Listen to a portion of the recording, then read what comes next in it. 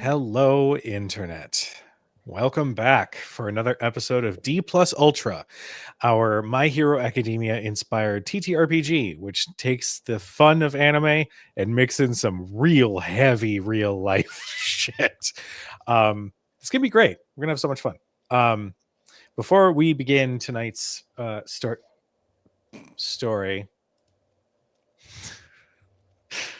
Before we begin tonight's story, just a couple quick announcements.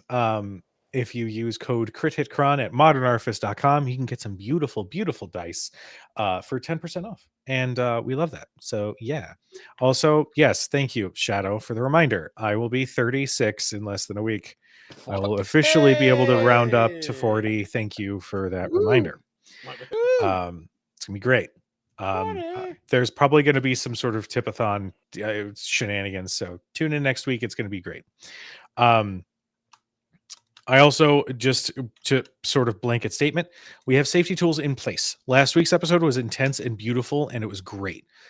But just in case there are some out there who are concerned, we have safety tools in place. I trust these players to communicate when they feel uncomfortable. So the safety of our players, Jonathan, I swear to God, the safety of our players as well as our audience is top priority. So if you feel uncomfortable for any reason, please, as much as we love you and appreciate your support, if you have to step away, please do so. We care about you and care about your mental health and well-being. So there you go. Now, before we actually get into tonight's episode, we have a wonderful cast we have to introduce. So let's start with Jonathan, who's fighting with his headphones for like the fourth time since we jumped Hola, on this buenas call. tardes. Thanks for interrupting me. Hola, buenas tardes. Representative Latinos Against Spooky Shit here. Jonathan, you guys can find me everywhere as such. You can also find me on the Spooky Guys.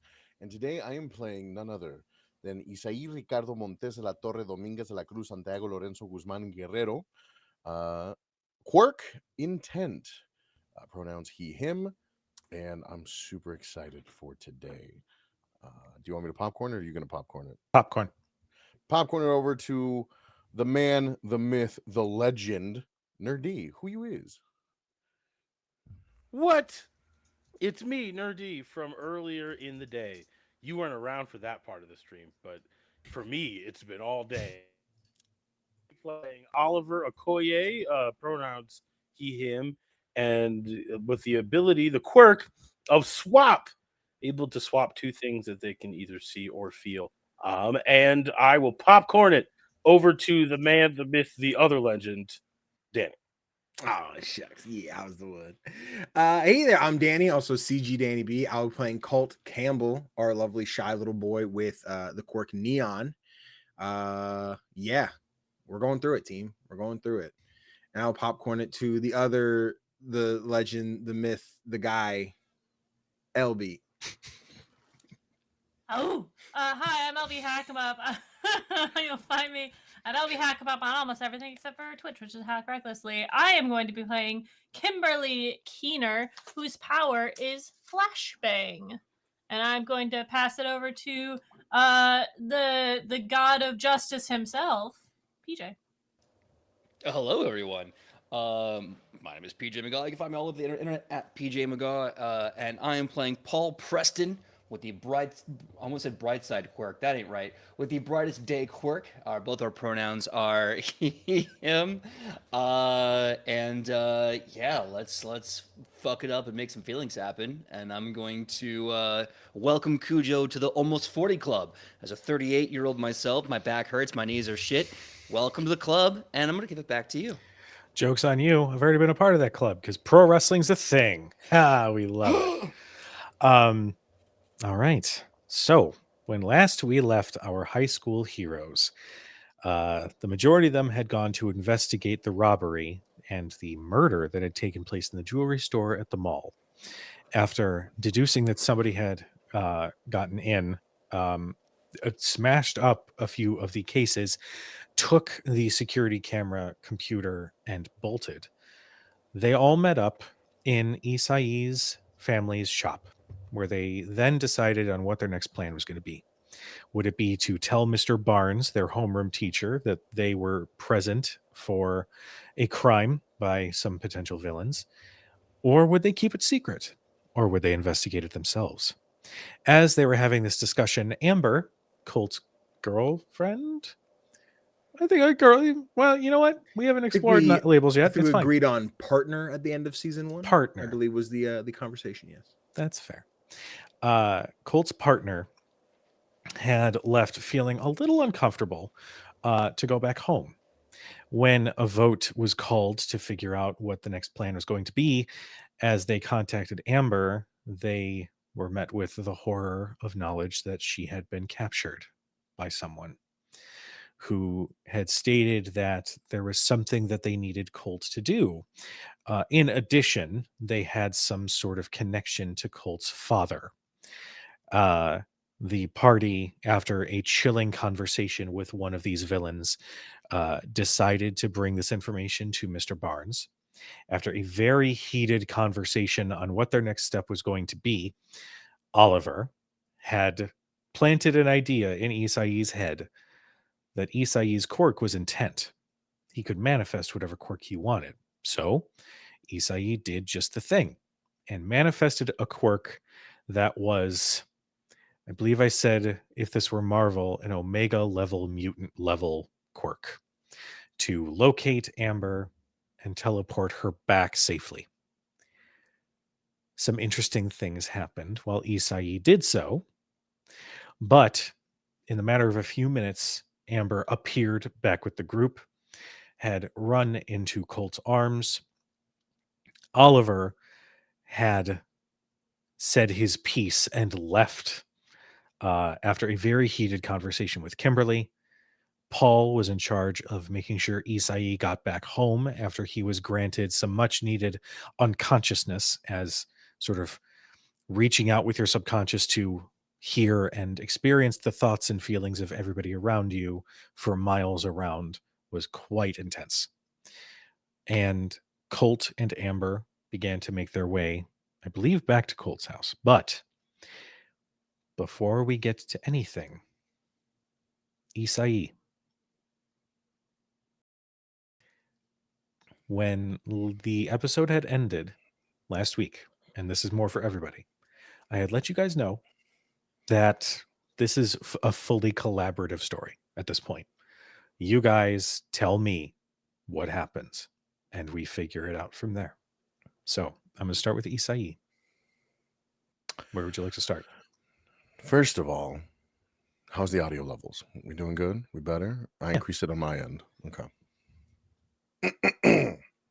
With that being said, I'm going to describe what happens through the view of a camera lens, as if we were watching a movie.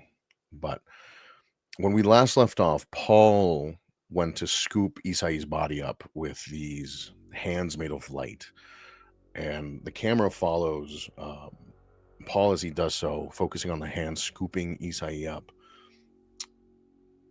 And as Paul begins to walk away, the camera, as it pans, actually stops over the shoulder of Isai. But Isai is not a physical manifestation at this point in time. Isai is still incorporeal. He's still this pearlescent sheen as he was when he was extending his psyche.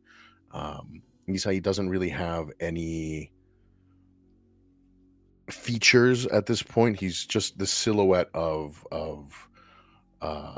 voidless light. And Isai just kind of looks around, looks at his hands, his consciousness slowly retracting back into his body. But he views everything going on for a second there. He sees Paul taking his body away. He sees Kim running after Oliver. He watches as Colt and Amber walk away. And he decides to take a step forward.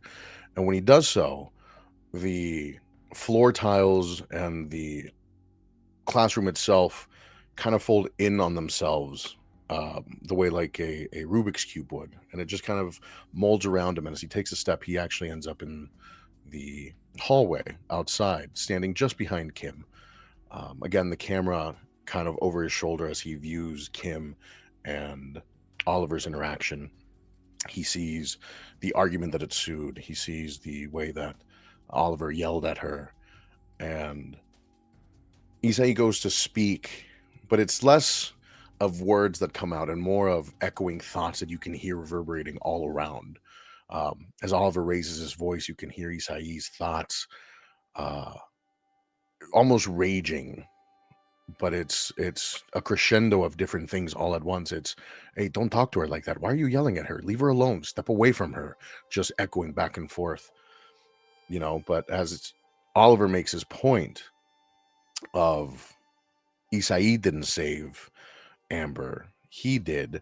They kind of all quiet down, and there's this hush as the voices, now feeling like they're behind him as opposed to all over him, speak up again. Like, he's right, you didn't do anything. This isn't your power, it's their power. You don't have the power.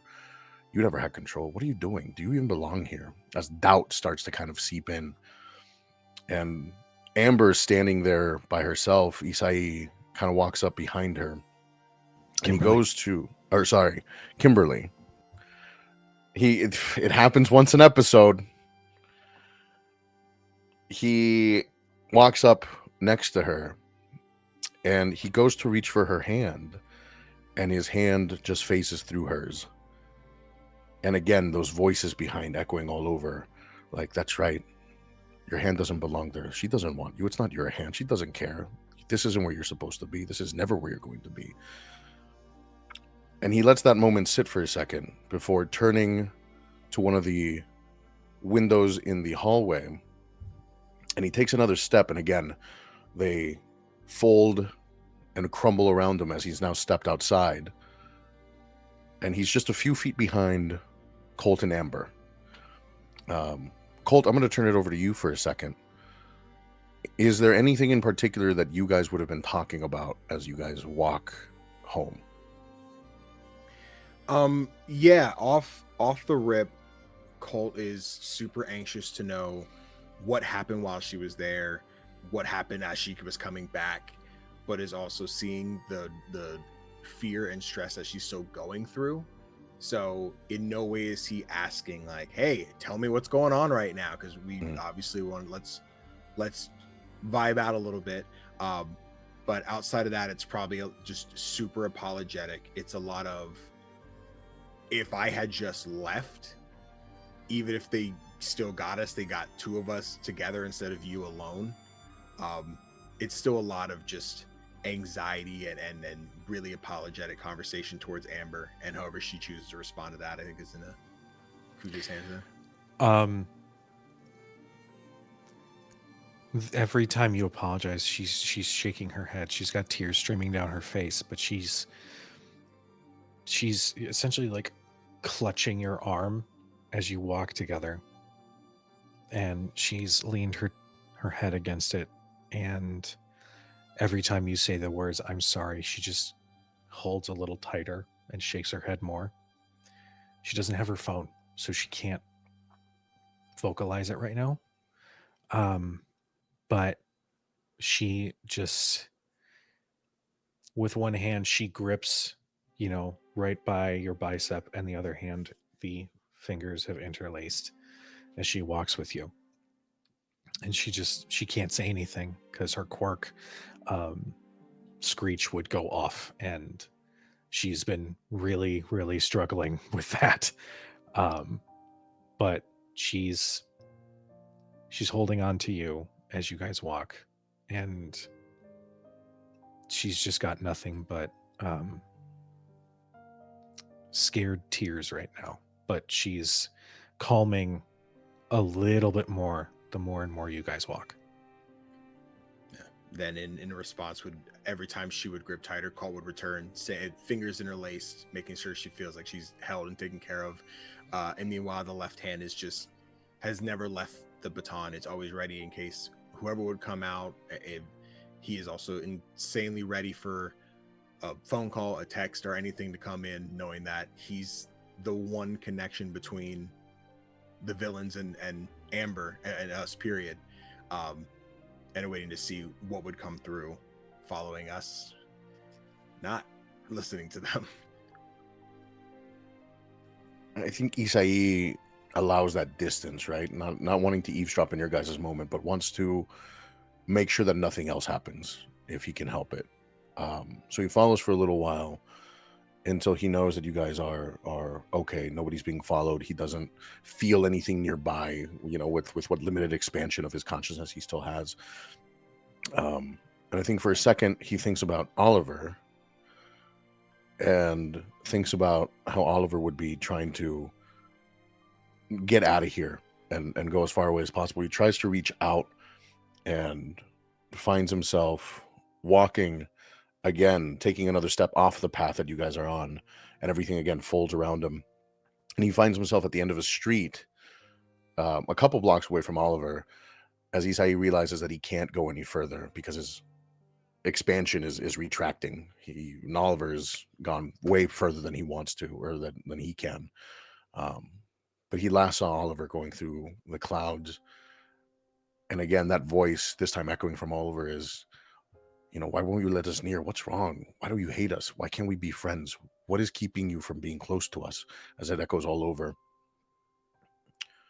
And with him not being able to be physically close to Oliver watching what he's doing, he kind of thinks back to everybody again. And he's going to take a step and go back to the helicopter or the light copter that Paul has created. And Isai's kind of standing in the middle of this construct, looking at his body, which he feels like should be surreal, but he feels so detached from it.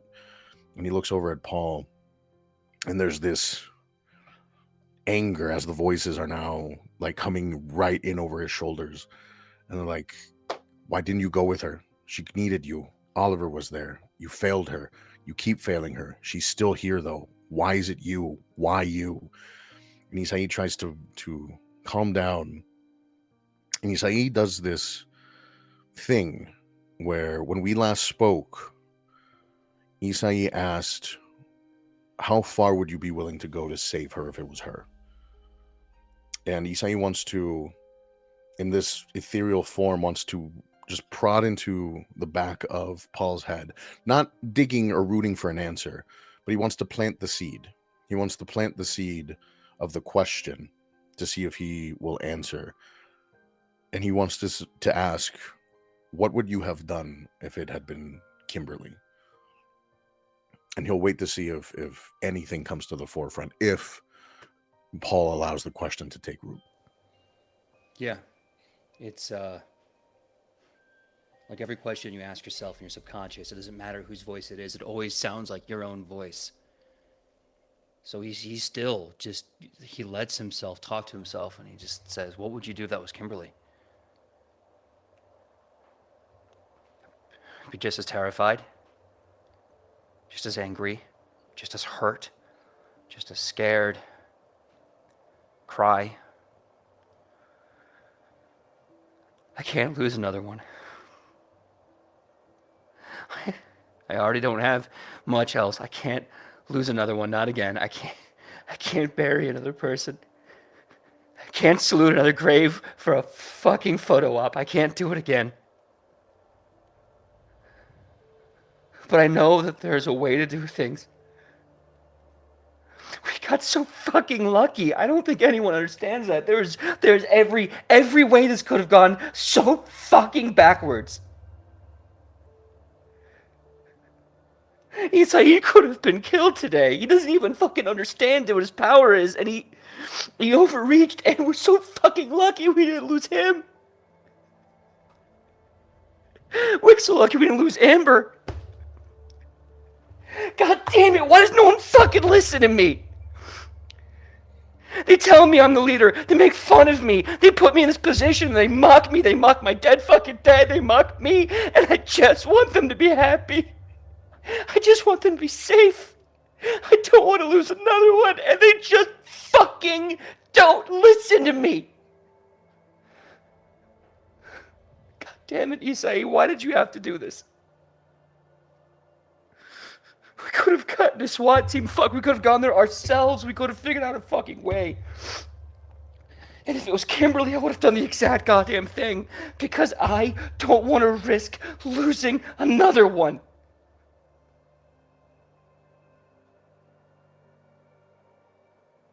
But we're here now. You know what? Hey, fuck it. Celebrate the win. Come on, Paul. Celebrate the win. We're here now. We're alive. We'll handle this tomorrow. We'll handle this the next fucking day. All right, that's all we can do.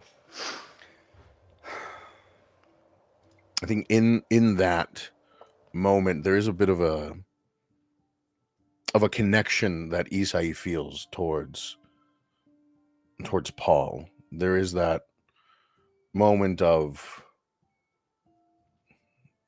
sympathy, maybe empathy that he feels towards him, but it gets quickly torn when he looks back at his own body, and you can hear again the voices echoing, and he's like, I don't think you have it in you. I don't think you would have done it. You're the type to sacrifice the person to save the world. I'm the type to sacrifice the world to save the person. And Isai goes to sit down next to his body,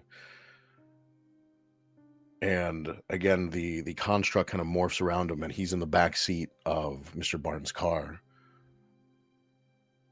sitting in the silence with Kimberly and Mr. Barnes driving.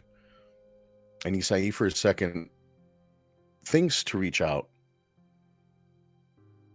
to poke and prod and maybe place a question in Kimberly's mind, but out of fear of an answer, of rejection, or of something that he already knows to be true, he sits back, watches the car, watches the street lights, sits in silence until they drop her off. And as he steps out of the car, he finds himself back in his room, where Paul lays down Isai's body. And Isai finally, with the last bit of his consciousness constricting around him into his room, he lays down and goes to sleep.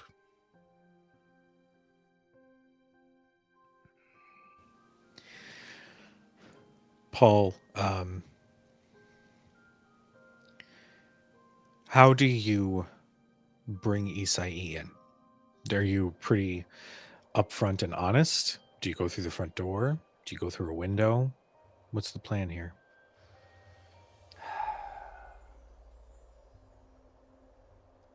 Respect is always given, and it's always situational.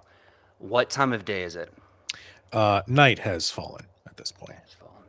How late in the night is it? Like, I'm gonna say like 8:30, maybe 9 o'clock. Like it's not super late, but the sun has definitely gone down.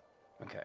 I'll take the risk that someone's gonna be pissed getting woken up this late at night or this early at night. So I'm gonna keep him floating on a construct.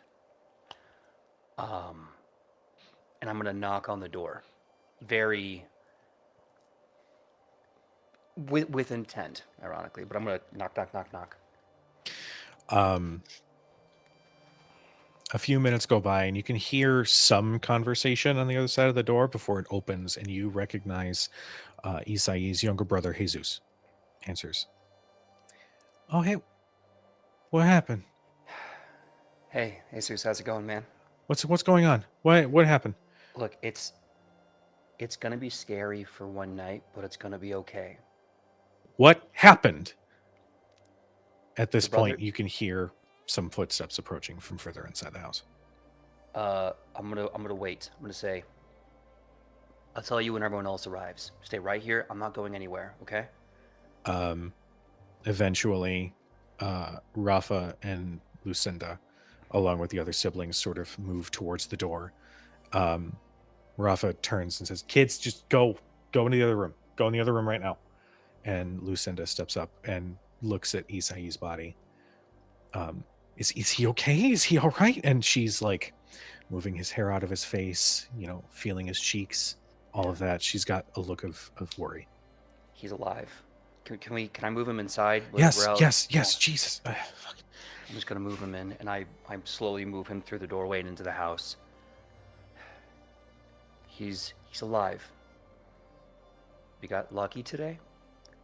I can't say anything beyond that because I don't know what he's going through. He pushed his quirk a little too far, but he's alive. He spoke. and he was put into unconsciousness voluntarily. He will be okay, but it's gonna be scary for the night, and we just have to trust that he is the badass that he thinks he is. Um, she kind of tunes you out as she leads you to his room so that he can be laid on his bed. And she just sits next to him and like just looks at him and just stays close by. Rafa comes back in, says, um, I think you thank you for bringing him home. I think we'll take care of him. Thank you. Yeah. I don't know what to say other than thank you. You don't have to say anything else. It's okay. If you need me here for anything, let me know. If you know what, here, and I will get out a piece of paper and I'll just quickly write, this is my phone number. Text me anytime. It's never off. If you need anything, let me know. I can fly over in a few minutes. Okay. I appreciate that. And as you're having this conversation, you hear a little bit of movement from down the hall as Abuela, Josefina, is looking into the room. And she's got a worried look, but it's not as outward. And she doesn't say anything, but she just stays by the door. Hello, Abuela. It's good to see you. Are you okay? Is he okay? He's alive, voluntarily unconscious, pushed himself a little far, but your boy saved the day. He did the impossible. That's what he did. She just continues looking at his sleeping form. Yeah. Rafa says, if you don't mind, I think we should probably just take care of him for the night. I appreciate you bringing him home. Wish we had known something was going on, but thank you. Yeah. Thank you for helping this guy become such an awesome dude. You got my number. If you need anything, you let me know, okay? Yeah. He's a hero today. Remember that. Yeah, and he sits next to Isai's mom. Okay. Well, I think I have overstayed my welcome. If you need anything, please, again, you got my number. If you could just also let me know how he is. Yeah. Because I worry. Okay, I'm gonna go. Have a good night, everyone. You make your way out, and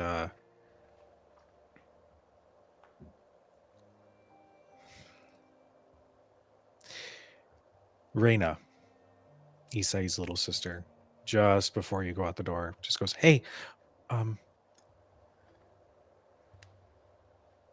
is he gonna be okay?"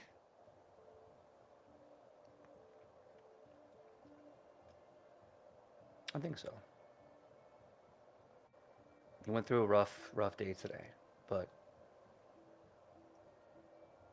he's an awesome dude. I think he'll pull it together.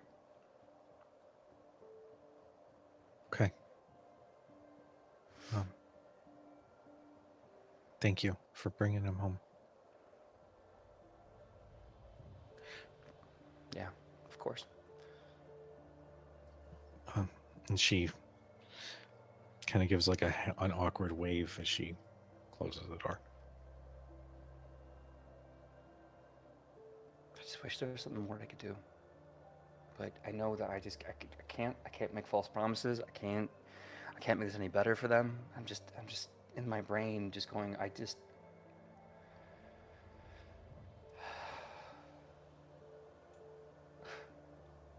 want to make this better.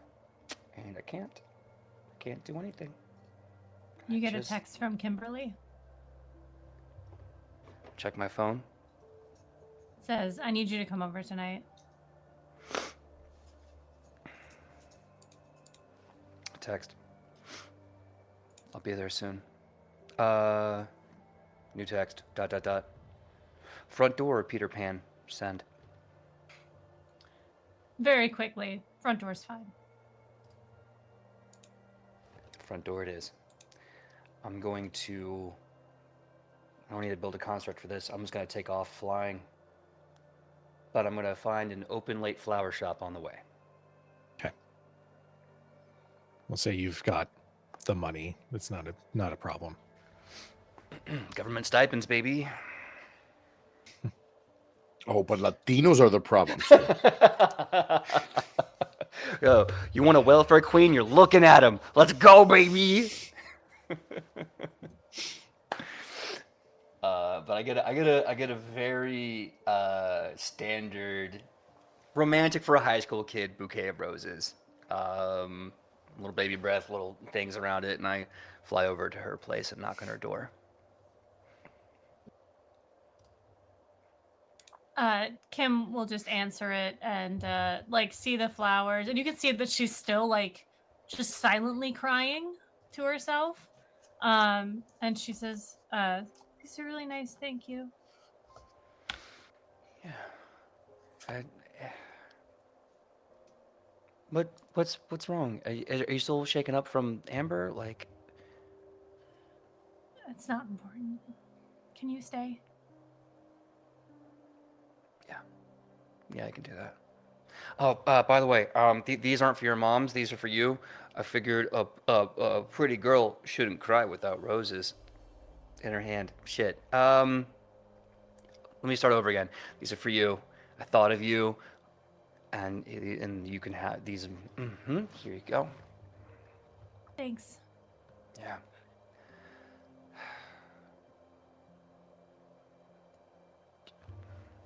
Do you just want to like cuddle and watch Disney movies? I'm pretty tired. Me too.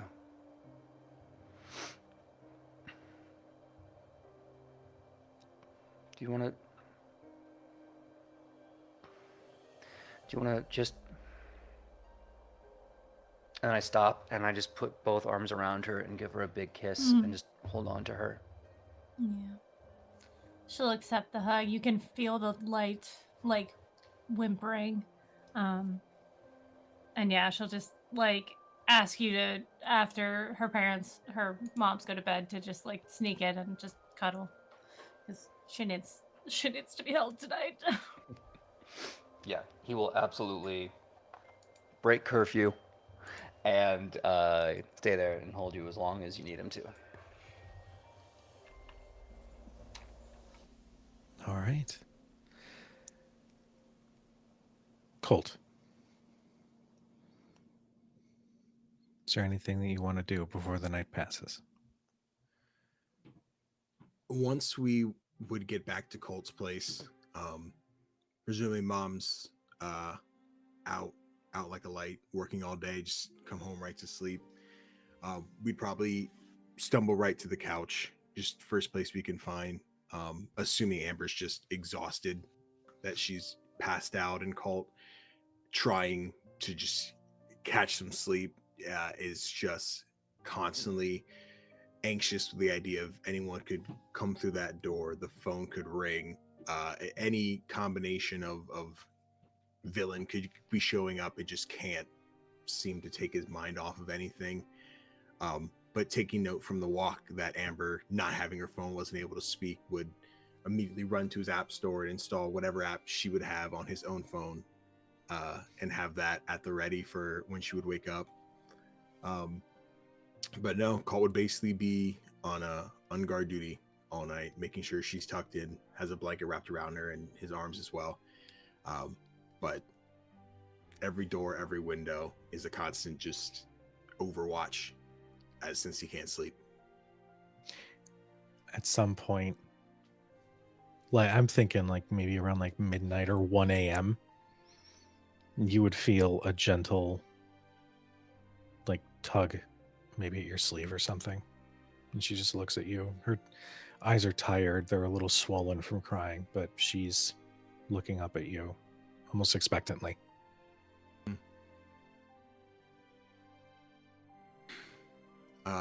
He's gonna give her a hug, a quick squeeze, and wondering like if she has something that she needs to say. We'll like grab his phone and like hand it to her, app already open, just like she does the like a one-handed like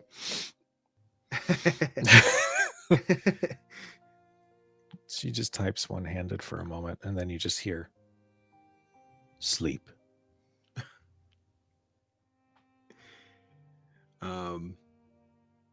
After the long night that we've had, that's the first like little gahoff that Colt gets out of anything. It's like, yeah, I'll try. And we'll just take the phone back, plug it in, set it to the side, and kind of just hunker down a little bit more, still arms wrapped around her, pulls part of the blanket over to himself and just kind of like rests his head on hers. And will close his eyes, but is still constantly just like peek eye open just to make sure nothing's, no doors, no windows, everything. But we'll make a valiant effort to sleep just because she asks. Okay. Oliver, where do we find you? If it is nighttime, I think Oliver would have made his way back to this house and would be on the computer looking for how to find the serial numbers on diamonds, as he had found out from having conversations with the rest of the team that that's something that is on diamonds that he didn't know of before. So he's going to research how one would look for them and find them. Okay. That's actually, that'd be so weird if like me as the DM would also have to come up with a ruling on that. I love the idea that he starts looking for these serial numbers, but after 3 hours, he's on a deep dive on lizard people, conspiracy theories, and how they're running the government. Like, how the I'm fuck hanging did I out- get here? I get onto Skibbity Senators as his playlists. I've just been doom scrolling. No, but that's the plan that's the first thing he thinks to do.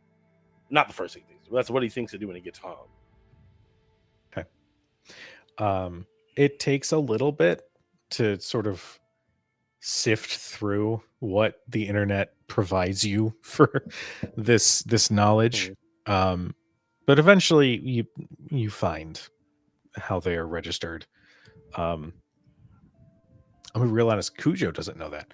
Mainly because I don't want that in my search history, and I don't want Mr. Google to come knocking on my door while you're looking at Coward. serial numbers. Just say you're a writer. Yeah, how do you find serial numbers on diamonds? Let's see what Incognito you- is Quirk, definitely safe. Google answers the question to the wrong answer. It's like, what? Oh, it's engraved on the girdle of the diamond. The What's a point that the girdle? joint, Oh. the point that joints the lower facet of the diamond to the Fuck surface. me, I'm so sorry. I don't. I just read it. I jumped the gun. I jumped the I'm gun. learning I'm the same time as you. Yeah, listen to the whole sentence, brother. Quirk, jump the gun. Ask a question as somebody's answering it. Wait, you got two quirks? Um, That's crazy. Damn. Okay. OP. All right. Cool. All right. Well, you need a special like thing to see it. Apparently, you won't be able to see it with the Mhm. naked eye. So he is going to continue to look to figure out how he could find these, like where one goes to go look at it and all that kind of stuff. Yeah, I mean, you do a quick few searches at like jeweler shops, and the different type of gear that jewelers would use when fashioning jewelry and whatnot.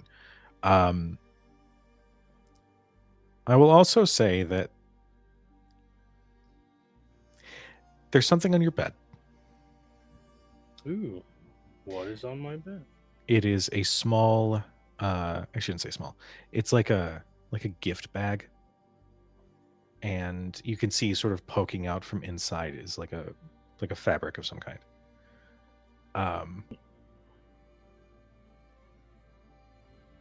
And it wasn't there when I got in. No. Ooh. then yeah, Oliver is going to be incredibly wary of this thing, and will kind of like step back and like look around the room. Is there anybody here that I can see? Um, make me a brains roll. Oh, that's not my strong suit. All right, well, I got a 2. Okay. We'll say you look around.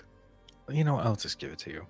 You look around just as you can hear a small set of feet try to like sneak through towards your door, and you can see Phoebe trying to be stealthy, moving to leave your room.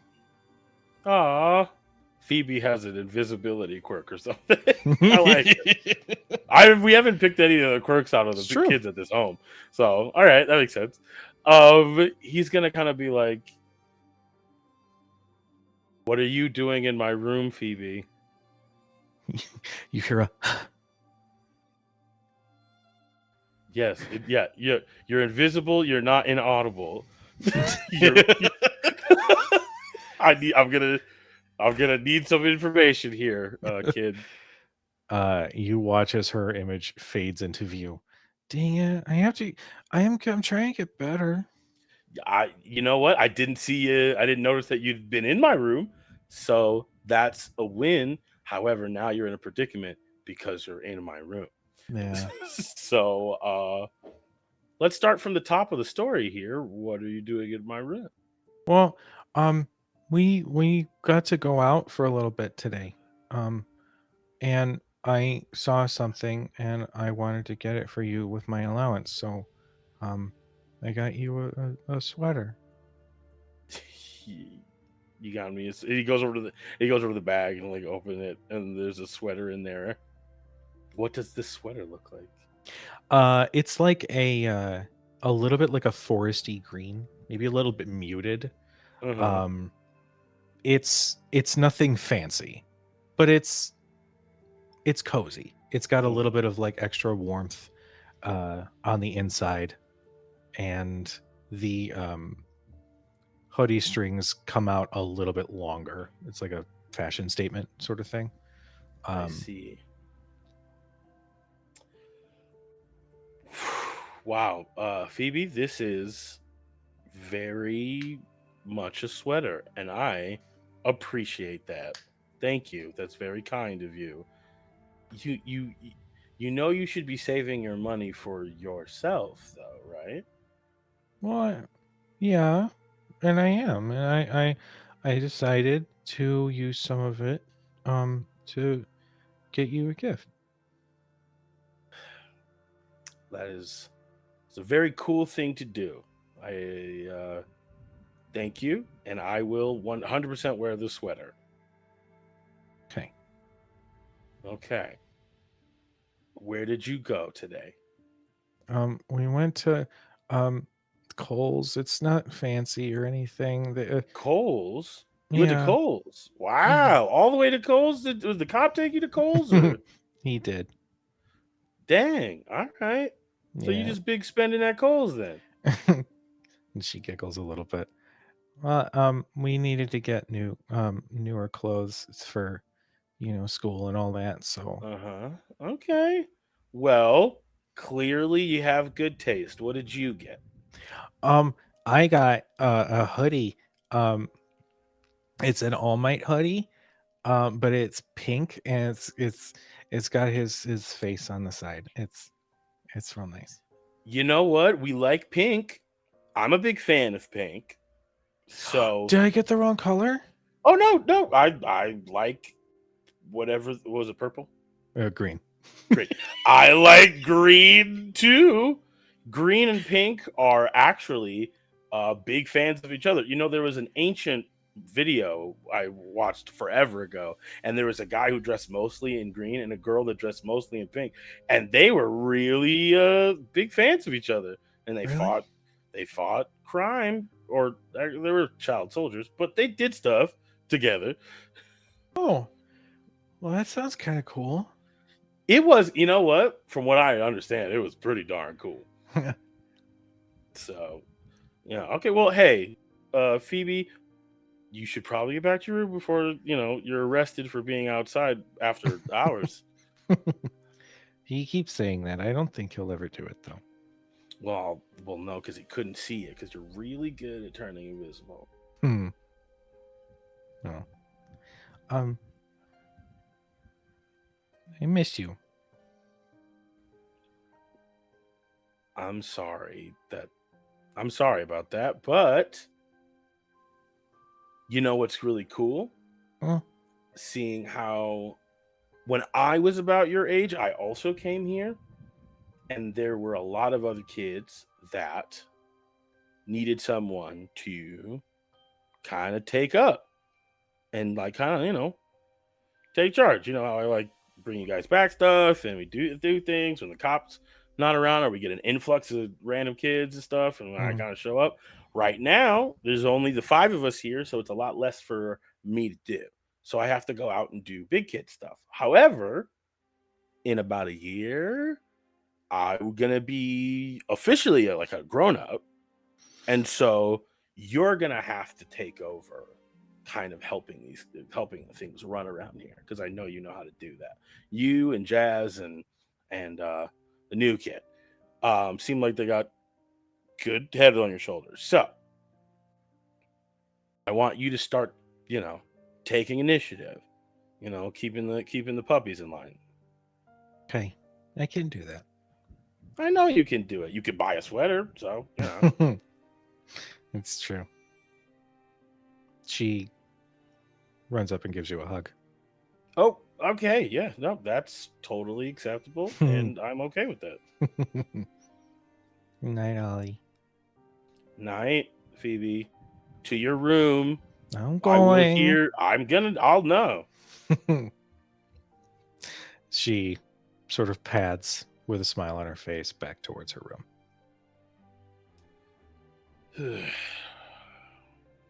Oliver's just gonna kind of sit on the bed after having that kind of interaction, and just kind of like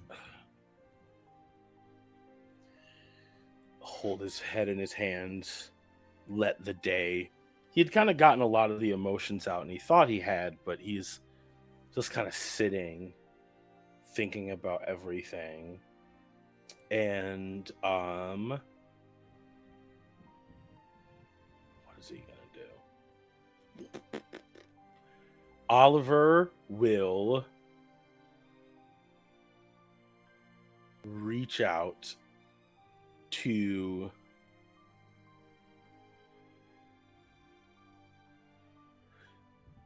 I don't know, he doesn't have, I don't know whose numbers do I have. I'm guessing everybody's numbers. I feel like we've all exchanged them at some point or another. Yeah. Yeah. I think Definitely he's gonna Amber's. hit up. Yeah, Amber. I don't talk to Amber, but I'm gonna hit up. I would hit up Isai, because I know Amber doesn't have her phone anymore. I would hit up Isai and say like, "Hit me when you wake up." He's gonna say, "Hit me when you wake up," and he will kind of let the night end and go to bed. Okay. The fucking calendar time transition kicks in. Yeah. All right. Well, the night passes. And Colt, nothing happens. Good Nobody deal. breaks in. Nobody approaches your door or your window. I'm going to say, well, actually, it's more a question for Isai, because I want you to have agency here. How long are you out? It depends on what you're asking me, Cujo. How long am I out for, or how long until other people hear from me? Oh. Hmm. We'll start with how long you're out cold sleeping. I'm out cold sleeping for 2 days. So the night that I got dropped off, the full next day, the following morning, I'm awake again. Does anybody in those 2 days go and try to visit? Okay. We'll say that the mom is welcoming as you guys stop by. You catch a supportive look from some of Isai's siblings, but the grandparents don't really make themselves too known as you are coming to visit. Do you guys want to explore what happens when you visit, or are you comfortable with just that knowledge? I think that Kim is definitely going to bring something, like knowing that he's still out. Once we get there, she probably brought like his favorite snacks, drinks, and jalapeno chips and stuff like that. But if I don't want to be a bother. I just want to make sure he knows. And then going back the next day, would bring something more substantial like a casserole. You know. Ah, yes. The gift of the light people to other people. It's how we show our affection. Motherfucker, money's good too, you know. I got bills to pay. Shit. There's $20 bills tucked in the casserole. You've got That's where it is. It's ones, 20s, ones, Yep, 20s. yeah. It's a casserole. Ooh, give yourself 0 point for that. Casserole is clutch. Give yourself an inspiration, yeah. I don't Yeah, want let's it. go. I don't feel good after that. All right. She tries her best to speak a little bit of Spanish, and she just doesn't she doesn't know this translation for casserole. She's like, tuna casserole.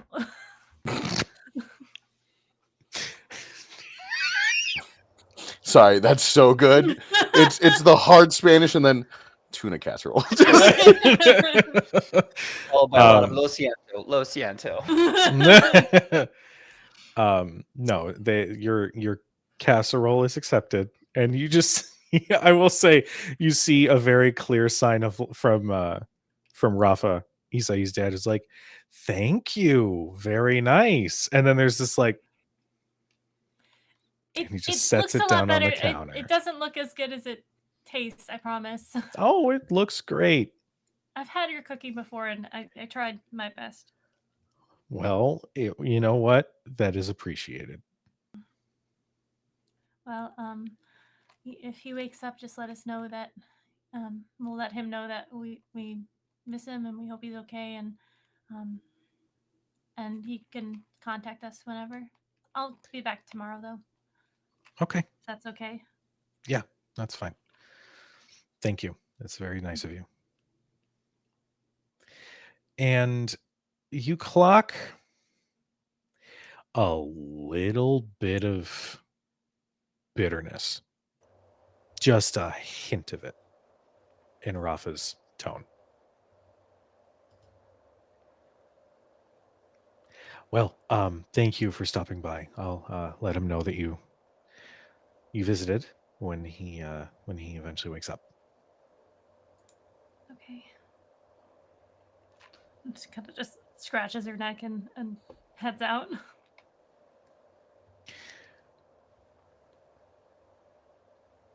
Isai, you wake up after 2 days. The migraine is gone. I'll say probably just some exhaustion has still set in. I think there's that exhaustion that follows a migraine, you know, where like your head was just thrumming, and so everything feels just a little hypersensitive. Mhm. And where I'm too afraid to do too much because if that thing comes back, it's going to be the end of me. Mhm. But the first thing I do when I wake up, it's this it's this almost Undertaker-like moment where I'm just laying, I open, I sit straight up. And promote the president. Damn! Oh, that crushed my dreams when I saw that. I should have. He's from Texas. I should have fucking known. I know, right? We all should have known. His name all is Big should've. Evil.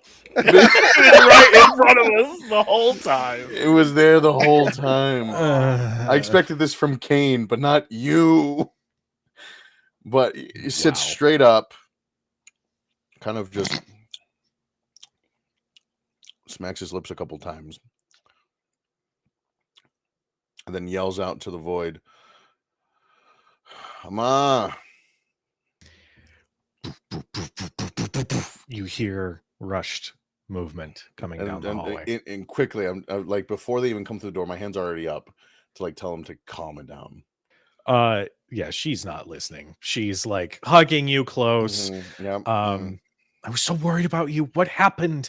They said that you overdid your quirk or something. Did they hurt you? What did you do? What happened? And then like the tone switches from worry and comfort to anger. worry and accusatory, and then back to Yeah, comfort. It's just you get the full gamut. Okay.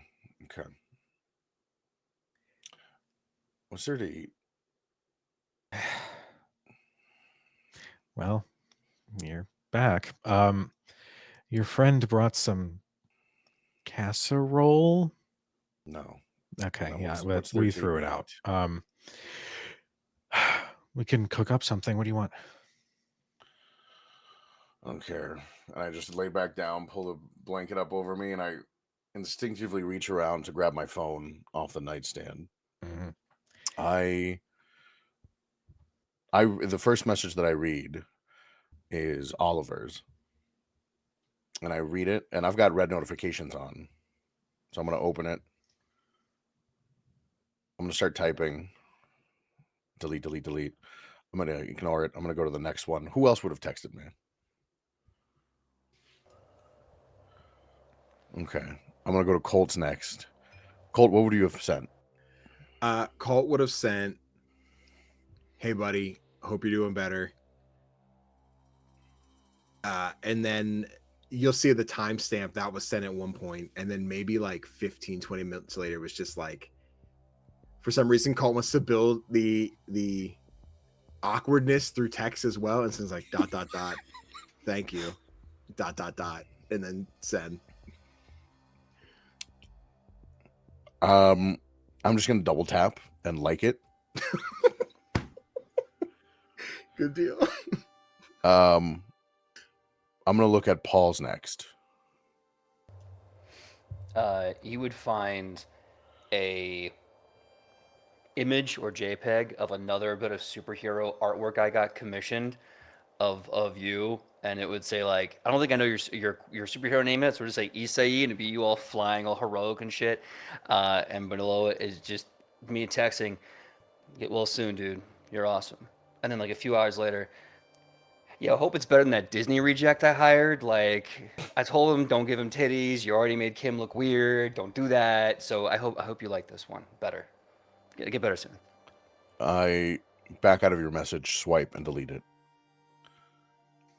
I go to Kim's next. Mind you, I have red notifications on, so you know I've read it. But Kim, I go to yours next. I think it says something like Isai, comma, next line. You always amaze me with the things that you can do, and your abilities are only your abilities to create whatever you want is only the topper on the cake that is how cool you are. We're all safe because of you. I'm sorry if my thoughts were loud. Please get better soon, comma, next line, Kimberly. I put her on mute for her thread, and then I delete it. And then I'm just gonna put the phone back down, put it on vibrate, and just lay down and just kind of hang there for a second. And anytime that you guys thereafter have come to the house, I think there's that moment of either Rafa or Josefina, my mom or my dad, who comes to the door under the guise of like, "Oh, let me go check," just in case he's woken up. And I make no effort to hide it or to be quiet about it. You guys can clearly hear them having a conversation, with somebody from my room, and it's me. Just I don't want to see anybody. Like I don't want to. Like I don't care what you tell them. Tell them I'm asleep, and then the door closes, and that's when they'll come back out to tell you that I'm still passed out.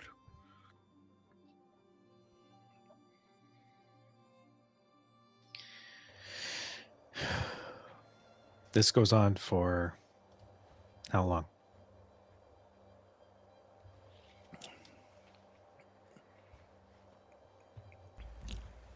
At least 3 days after I've woken up. Almost a full week. Likewise, any messages that come through, again, I'll read them, and I'll just ignore them.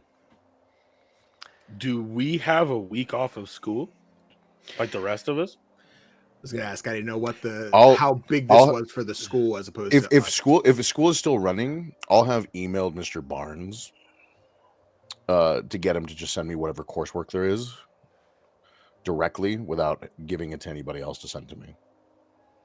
Okay. Is there a check I can make, assuming that myself and or anyone else has shown up multiple days and had the same, shoo away, and as you said, heard the conversation in your bedroom? Is there a check I can make to What have are you gonna Paul do? Burst understand? through my roof? You've already destroyed my flower shop, you son of a bitch. And the second one that randomly showed up when you Yep. tried to make the helicopter again. We hit the second flower. No, Hey, just for to the kind Pentagon of. shaped one. Yeah. Well, we tried to, but we stopped early. We stopped just short of it. But is there a check I can make to kind of figure out, like, oh, okay, I know what he's doing? Because, like, PJ knows. Does Paul know? Make a brains roll. And I'm going to Brains. say, you know what? Jonathan, you set the DC. Again, with Isai not trying to hide it whatsoever, it's like a 4. Okay. Well, brains, thankfully, is my highest die, so I'm going to say that's a 15. Yeah, it's pretty clear. Yeah. So I figure out what's going on, and Not even just from that, from also the fact that your text messages to me have said read, but have gotten no reply. oh, you leave me on red. No, okay, yeah, no, I'm. Oh yeah, fully leaving you on read. I'm like Mac or Charlie. I'm like, I got, the whole board here. I'm like, I think I figured out what's happening, guys. But I see all that going on, and there's this moment in my brain. Okay, you're gonna push us away. Tough shit.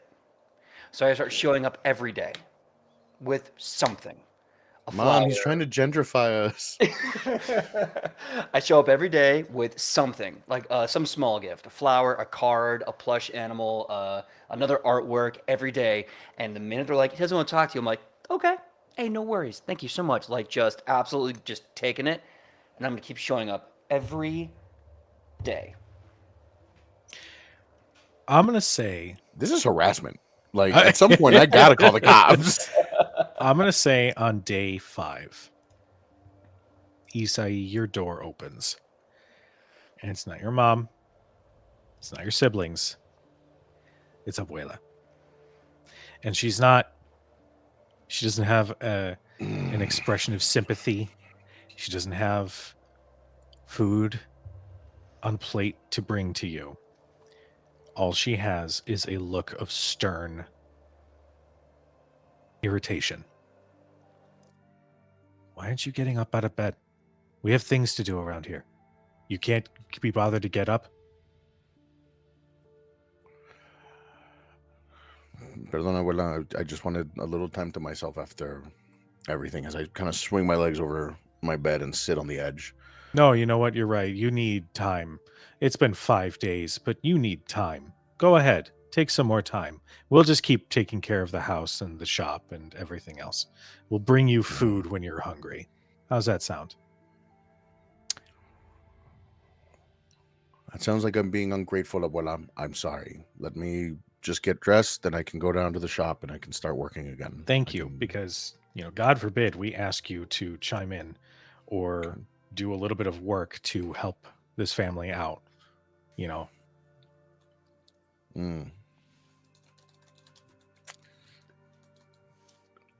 I'm so sorry, abuela, that I made you guys all take care of me when I was not feeling well.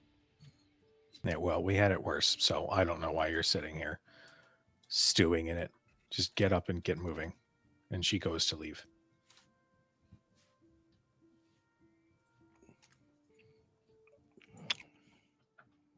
Give me 1 second. Incoming text. How fucking Ruh-roh. dare you? Honestly, good job. For somebody who's never had that dynamic. Oh, daddy, no. Sorry, just Let a it little out. character role for me to see.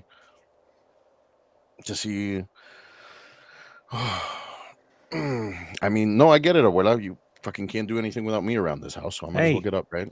Who are you talking to with that mouth? I wasn't talking to anybody. You just happened to be in the room when I'm talking. No, I listen, when I'm in the room, you can speak respectfully. I wasn't speaking to you. I don't know. You were on your way out though. Like, I don't know what else you want me to do. Okay, now you have attitude. Great. So this is what Yeah, we I'm get. having an attitude. Oh, why? Why? Abuela, I don't want to be disrespectful to you because apparently anything I say or do is all of a sudden me stepping Oh. on your toes. Is me No, contradicting please, you. please, just let it out. Please get it out. Let's hear about some sob story. Let's hear about how your focus is not on us as a family or taking care of us. It's about this newfangled superhero stuff that you're involved in that you can come back home and be exhausted and unconscious for several days. I didn't fucking ask for any of this, abuela. Oh, so it's not. So you didn't ask for it, therefore it's fine. I didn't ask for you guys to depend on me, okay? And my entire life, that's all you guys have been looking to do is depend on me. Ever since I can remember, when I didn't have a quirk, all it was, ay, mijo, I hope you get a quirk that can help. Ay, mijo, I hope that you get a quirk that'll do something for us around here. Ay, mijo, when is your quirk coming in? I was a child. I was a kid, and I get it, abuela. I get it. You struggled so hard. Your life was so difficult. You came to this country to make something of yourself. You came here to build us up, and yet you're still a miserable bitch. So I'm sorry, okay? I'm fucking sorry that I can't do enough, that I'm not good enough. I'm so fucking sorry that no matter what I do, despite the fact that my entire life has been lived for you all, okay? Because even me getting a fucking quirk had nothing to do with me. I didn't get a quirk because I wanted to be a hero. I didn't get a quirk because I wanted to go ahead and save people. I got a quirk because the entire fucking time I thought, damn, how can I better help my family? Fuck, I really hope I get something that'll help my family, my family, my family. Every fucking time it's been for you guys. I got nothing for myself. But the second that I find friends or that I'm happy or that I'm doing something that I enjoy, all of a sudden, oof, you forgot about us. You don't care about us. So yeah, maybe I'm a little fucking upset, okay? But don't worry about it, okay? No te preocupes. I'm gonna do whatever you want again. All right. I'll be your happy little whatever you want me to do at the store, whatever you need. Está bien, you know? As long as you're happy. Hey, that's all that matters, right? I don't know what else you want from me. I've literally devoted my entire life, which to you is not much. I get it. You've been alive a lot longer, but for me, this is all I've lived. This is all I've got. So no sé qué más que hacer. I don't know what else to give you. But I've given you guys everything. I've given you everything, and the few things that I thought I could keep for myself, already gone.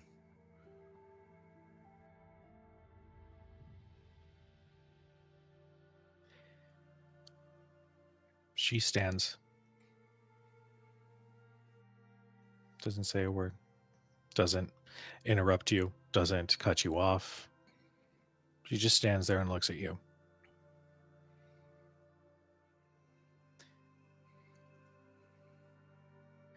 And she doesn't say anything.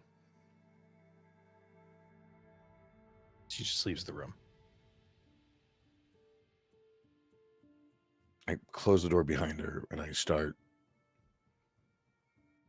just getting ready to go to work.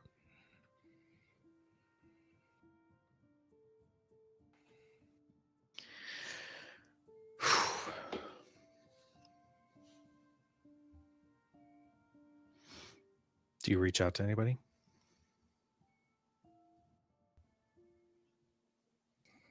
I reach out to Oliver. And I text him, I'm up, and you were right. Can't depend on anyone or the school for anything. And that's all I sent him.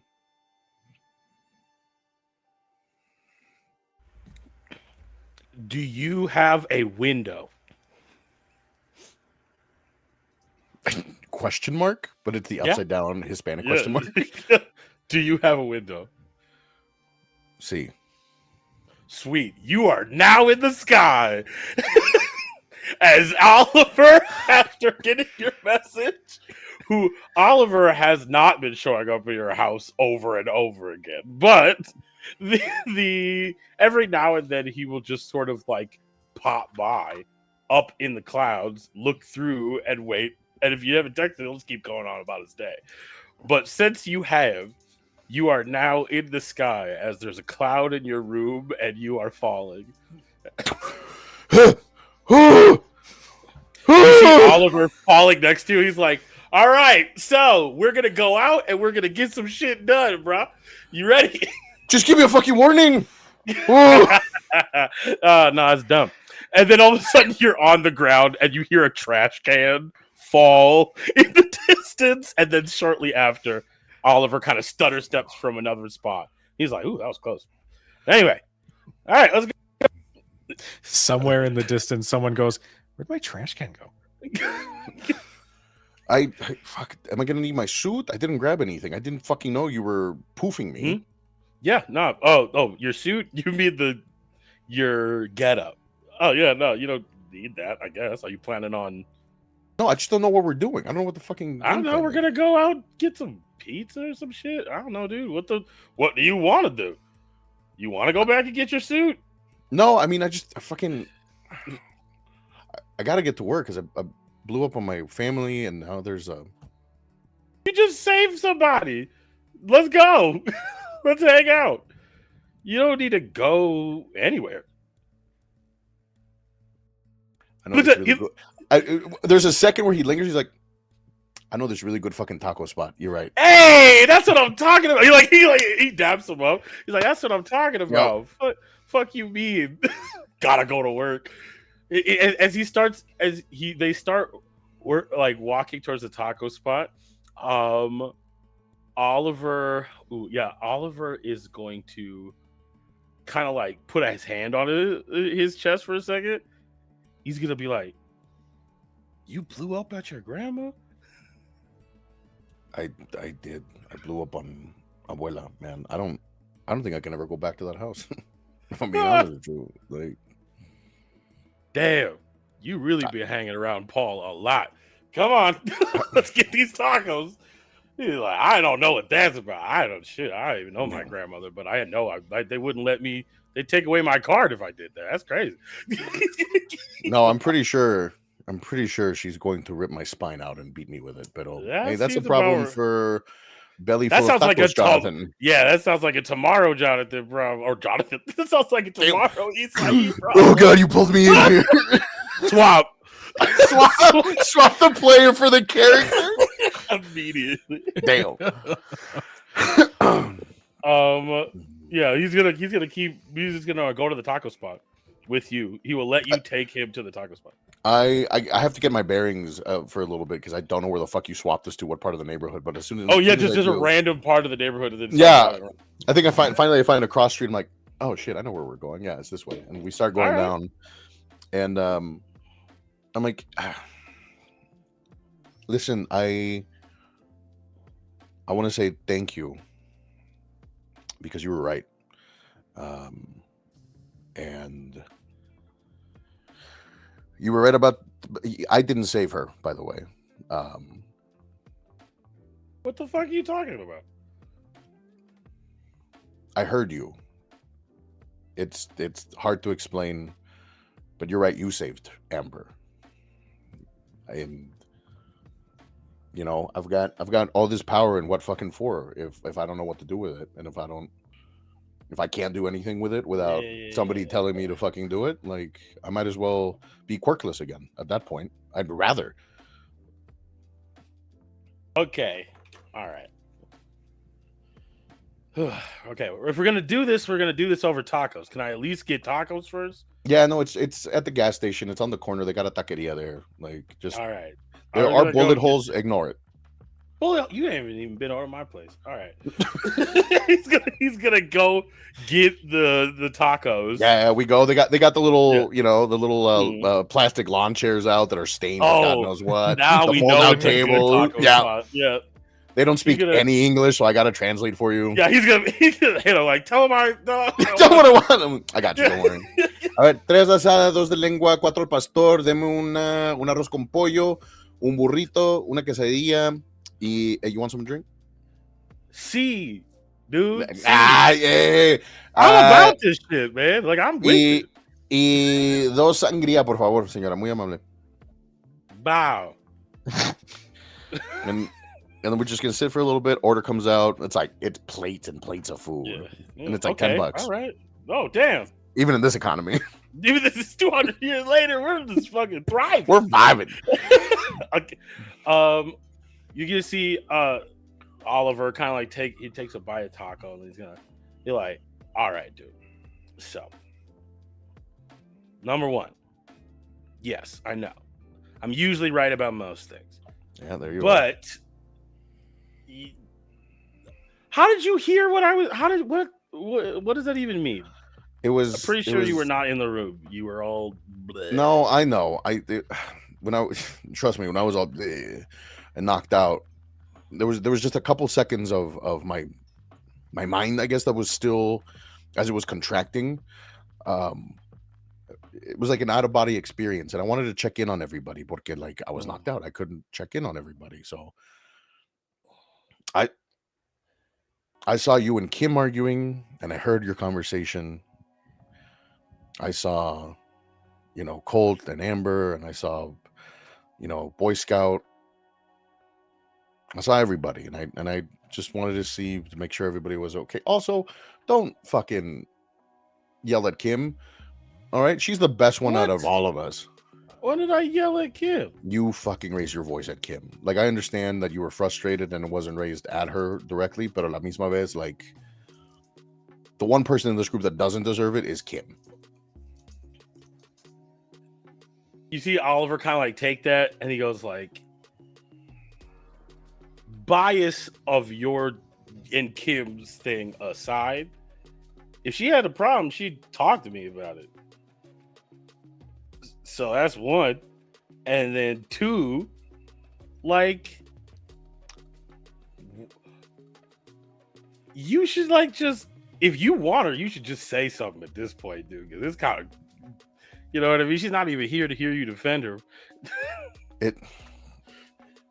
It's not about her like knowing that I'm defending her. It's just the fucking right thing to do. Like, I mean, it's all right. and I can't have her. Like, she's got fucking.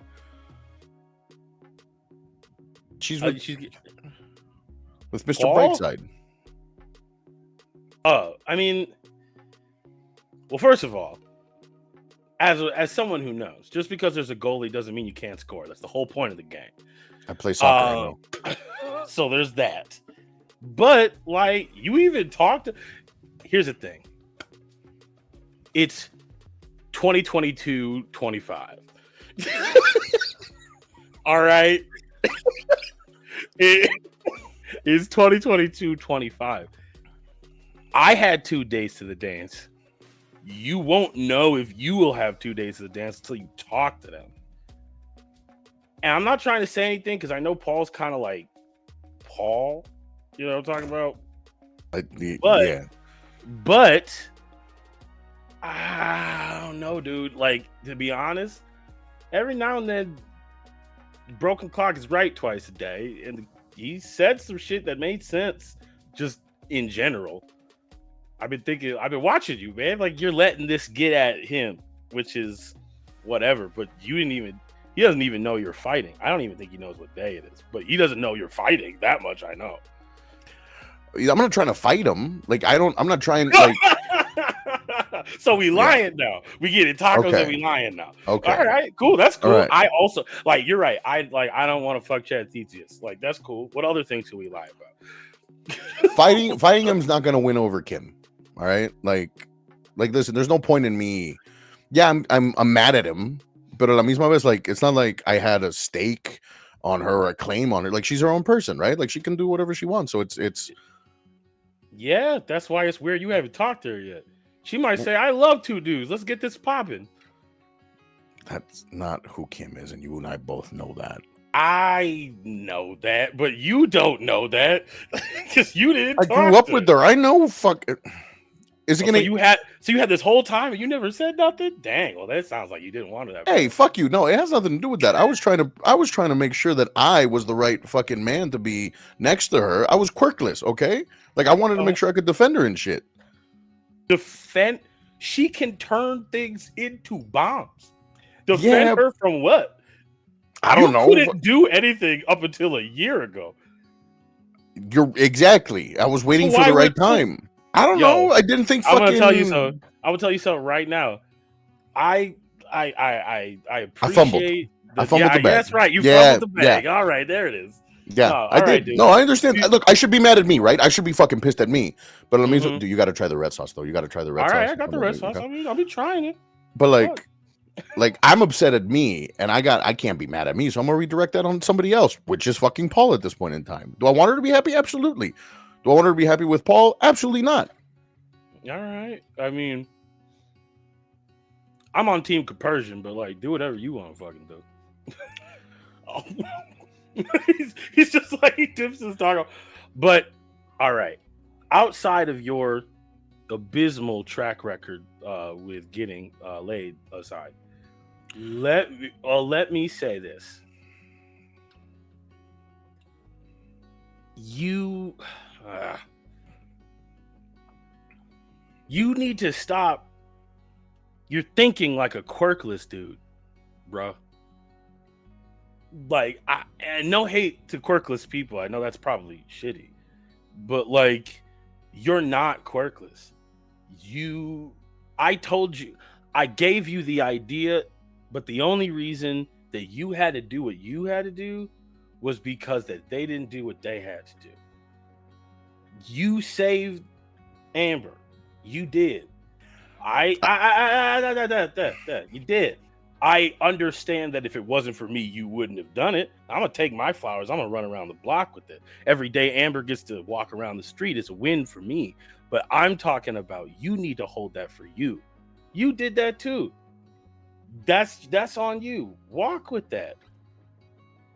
These people, you kind of like he does a thing. They're not gonna. They don't come looking for people who look like Amber often. It's one of the things why I wanted to make sure we jumped on it. You are a part of us, my dude. You helped save somebody. Take that. Let that be your story, man. You're a god, my dude. I don't know about that. You are. You literally could do whatever you want. There are very few people who have that opportunity. First of all, I can try to do whatever I want, and only for 30 minutes.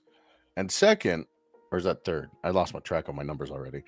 I can only do it at the behest of somebody coaxing me to do it, or fucking bullying me into do it, or telling me how to do it. I have all these powers. You got to start somewhere. You didn't have a quirk 6 weeks ago either, dude. And then you weren't like that sometimes. And you weren't ready to make the moves that you needed to do until after a week ago. But now you can. All right? I'll always be able to point to the scoreboard and say I got one over you, but who knows? Just fucking, you're better than this, man. You're better than that. And also, next time I text you, fucking answer. Bro, like who the fuck? Sorry. That's on me. Listen, so you think I don't see it on red? I was in a mood. I didn't want to fucking talk to anybody because Paul kept trying to fucking show up at the house, and Kim kept Paul showed bringing up to your house. How many times Paul showed up to your house? every fucking day. He's shown up every fucking day. Every day. every day. Not exaggerating. Every day. Okay, here's the thing. That's very Paul of him to do. I should have seen it coming. But I mean, like, every day, dude. Like, you didn't even just tell him to fuck off. I kept telling my family to be like, "Hey, I'm sleeping. Leave me alone." But like, they just kept being nice. Stop And being having other people do shit for you. You can do anything you want. There are people who can't do what they want for 30 seconds, let alone 30 minutes. Stop thinking about what you don't have. I don't have a quirk. I don't have this girl. I don't have this. And start talking about what you do have, which is the ability to do anything. Eat your fucking tacos, bro. Actually, Isai does just kind of sit back silently, and he's like, "Damn." While that conversation continues or veers in a different direction, we are going to shift focus. We've got Paul, we've got Kim, we've got Colt, and Amber. It's been a little bit. It's been a week. It's What do been we- 3 years It's since you looked at been- me. Where would we find you guys? What are you guys up to? Just for timeline purposes, PJ did message me about this. When that blow up at Isai's abuela happened, it was after Paul had already made his daily visit. But what are you guys up to? By all means, if you guys want to go first. Sure. Kim will she'll be checking in on Colt and Amber as well as the days go by. And then I think she spends a lot of her time researching, whether that is in the library or and if the internship has started, whatever, Mhm. doing it there. But yeah, that's what she's doing for the most part. Question for Oliver in combination with researching. Do you go with for that internship or no? Unfortunately, we would have to explain why I was not expelled before I could go on the internship. So probably not. I forgot about Unless that. we want to jump into that. That's why Oliver's like. That's why I asked about the school, because like Oliver Mhm. wouldn't be there, and so if Isai was at home, he would just keep going. He would go over there to like take him out and do shit. Which is what I they're will doing. say Like a dog. that you get a text from that number that says, "Got you reinstated. Don't fuck it up again."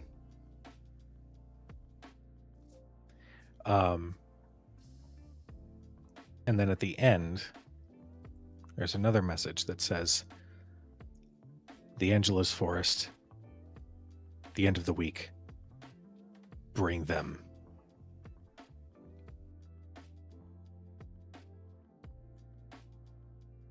But that happened, we'll say, just so we can allow some moments to happen between these other characters, we'll say that happened towards the beginning of the week. So if you wanted to, you could be a part of this scene, and you two could have a moment together. I leave it up to you. Moment, Bay. Sorry. Ooh. Yeah. No, why not? Do it post tacos. Yeah, this is post tacos. Oliver. I'd like to think that Oliver has not yet been back to class. Like, he's reinstated, but he's just not been coming to class. But he will go to the internship thing because that's what he said he was supposed to do. Okay. Well, I will say that. Do we want to start with the interview, or do we want to go like full on into full research mode? I leave that up to you two. I think the only thing of note is that when they do the interview, Kim is dressed nice, but like she normally does. She's not wearing the dress that they Okay. picked out. All right. Bookworm is sort of a portly lizard appearanced individual with very round glasses at the end of the bridge of their nose. They've got green skin with sort of aged scales, and they're wearing like a we'll say like a USHA t-shirt, but over it they have a very warm cardigan. They always have a mug filled with either tea or coffee at all times, and they always just look very cozy, and they sort of sit down next to you guys. I think, you know what, I'm actually going to leave it up to you. Do you want to do the full interview, or do you want to have moved past that too? Okay. They sit next to you. Okay, well, you kind of learned how to use the system at this point. You can look up anybody by their date of birth. If you have their social, we don't like to use their social because that's like a breach of privacy. You can look with that if you need to, but also if you look in here and they direct you to a program on this super futuristic computer that allows you to do quirk searches. Now, That shit's running Windows 95. a lot of times quirks tend to fall into similar categories, right? You've got your ranged quirks, you've got your energy quirks. Yeah, I could go on and on. There's a bunch of categories. But if you want to look up a specific kind of quirk, this is where you want to search. And they're just walking you through all the many programs and databases that you can search for information through. He places down a stack of papers and says, these are some new births that we actually do get records from the hospital for. We get their name, who their parents are, home address, that sort of thing. But more importantly, and this is kind of where we come in, we add them into the quirk database. So we kind of keep track of who has what quirk, and you just sort of go on and on and on and on and on and on. But your internship assignment, at least for now, is to get through this stack of files to make sure people get entered, and to essentially assist with any other needs that the office of Bookworm has. They have also slipped a couple extra pages into that stack, hinting at some research that they have done about some of the people who have escaped prison. I am going to include one teeny little nugget. And when Bookworm drops this next one off, their hand like lingers on the top of the pile for a moment. And Bookworm looks right at you, Kim, and just says, you're doing great. Just don't get overwhelmed or put off or anything, okay? Okay. Thanks. Okay. And he eventually turns and steps away. Mm-hmm. The third paper is information on another individual who had escaped Supermax. An individual who has abilities manifesting and moving through different shadows, Oh. who up until a year ago had been working as Apex's assistant. Their villain name is Ronan, and they had escaped prison just a couple of days after that article came out with those 4 that you had found when you were at Isai's shop. Damn. Can I see a picture? Is there a picture there? It's got a mugshot. Yeah. Damn, that's you that see- girl you blinded.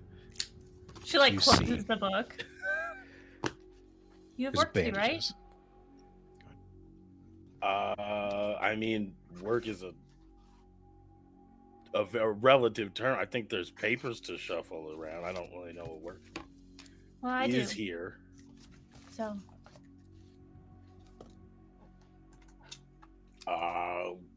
Okay. Well, this is fun.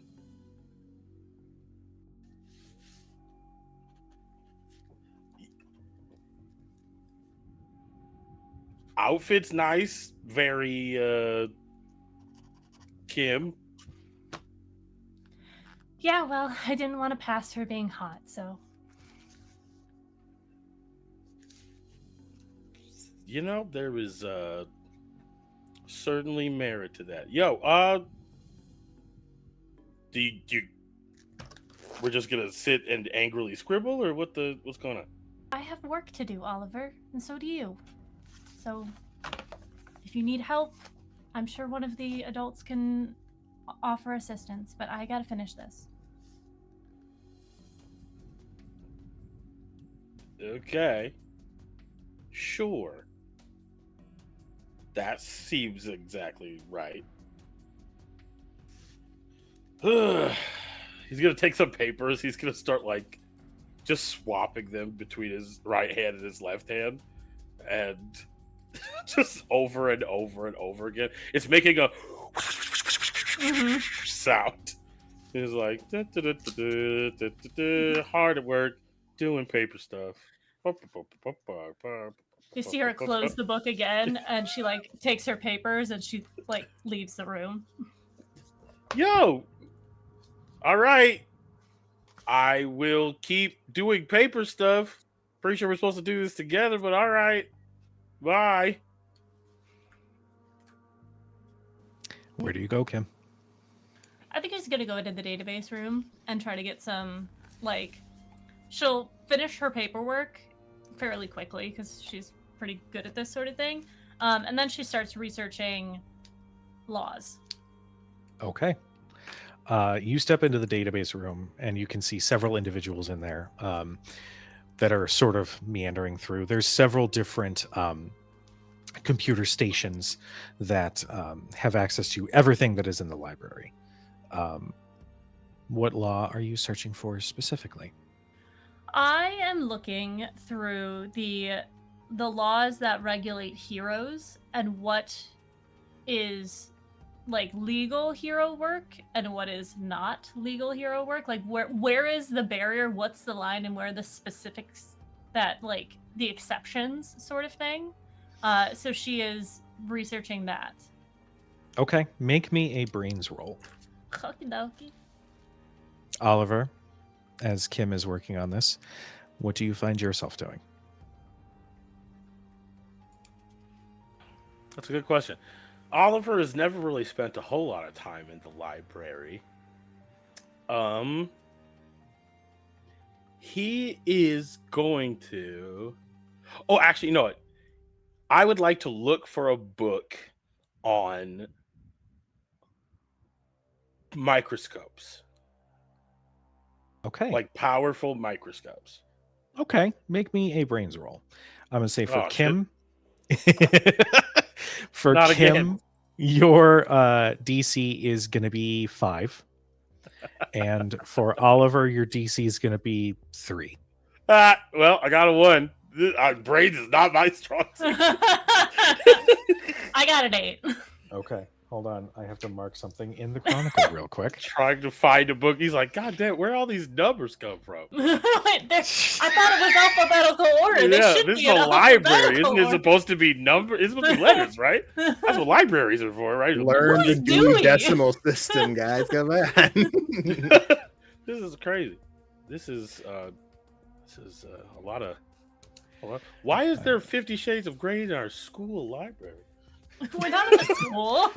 Oh, I thought we were. You hear a That's very that's for a hero. Monochrome quirk, 50 Shades of Gray. They're just different colors of gray. That's it. That's all no. they can control Um, gray. Well, The name became Oliver? public One pair domain, of so they jeans. took it. Oliver, you get lost. a little in the library trying to find anything on microscopes. The note in the Chronicle, by the way, was that Oliver doesn't know how libraries work. It's alphabetical. That's what gets me. Like LMNOP. LM. So like, why are all am these 8 books together? What is this bullshit? I am Zorro. I am the Zorro of this group, everybody. I don't know where to go. Like that's I will walk left, even though it makes no sense to do that. My God. All right. Kim, what did you get? I got an 8. An 8. So, hero work applies specifically to those who have been licensed and respond to a disturbance in the city or in their immediate surroundings. Those who are licensed are authorized to essentially go out of their way to be a part of resolving the conflict with as little damage to the environment or anybody in the community as possible. That's the point of hero licenses. Now, sidekicks. Sidekicks are a little bit more vague in how they are written because they're not fully licensed heroes. They are essentially registered in a hero agency to be on call should a licensed hero require any particular assistance. Nothing directly with like the source of a conflict. And there is a vaguely worded law that states Love it. that if a registered sidekick is ever directly attacked while carrying out orders from a licensed hero, they are given temporary authorization to defend themselves, following the same sort of requirements that a licensed hero would. Minimize collateral damage, minimize damage to the environment, and do what they can to minimize the danger. Now, here's something else that's interesting that you find. This is in a separate archive, but you essentially find a small, tiny little note that says interns at sidekick agencies are technically registered sidekicks.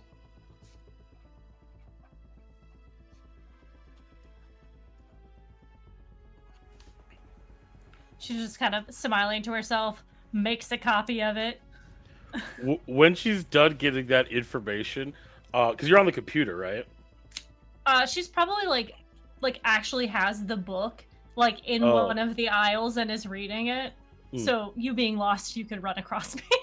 Okay, you're gonna see like there's like that ladder thing, and then suddenly that ladder thing is gone, and then Oliver's there, and he's like, you hear a fall. Hey, yo, I'm trying to find a book about microscopes, and I wasn't listening when that guy was talking. How would I do that? Look it up, Oliver. That's why I said I don't know how to do that. How do I do that? Listen in the first place, and then you'll learn how to look things up. Okay, all right. I see what's going on here. Let's talk this out, homie. You suddenly got a whole lot of pep in your step there, Tink. I've just been doing a lot, and I'm worried about everybody, and I've been trying to put some stuff together, and I need to focus on that. And I'm glad that you're here, and I'm glad that you're putting in effort, mostly, but I can't do things for you and do the things that I need to do too. Okay. I mean, you're busy. That's cool. I'm cool with busy, but this seems like more than busy. So if it's just that you're busy, I'll believe you and walk out.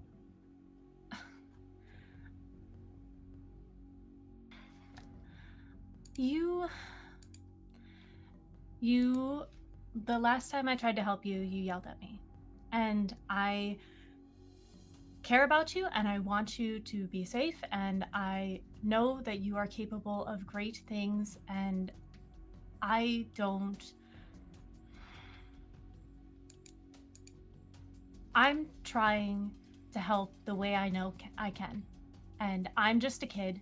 And I am not as brave or as confident or as powerful as you are. And I don't have the same life experiences. So I can only do what I can do. And yes, you were right. And we got Amber back. And that's amazing. But I. I just think I don't think being kind is a weakness, and you made me feel that way.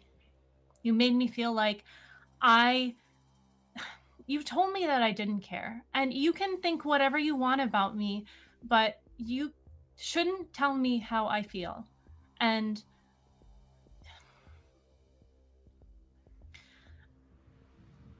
I know that you're going to do amazing things. And I know everyone else is too, okay? I am only working within the information that I have. And I'm glad that we got Amber back and I'm glad that you pushed. But sometimes pushing like you do, it does hurt people. So that's it. Oliver is kind of just like standing there.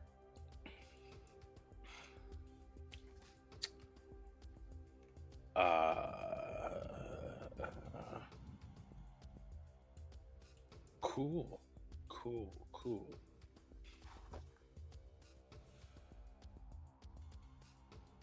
All right. Let me keep it a buck with you, Kimberly. Um,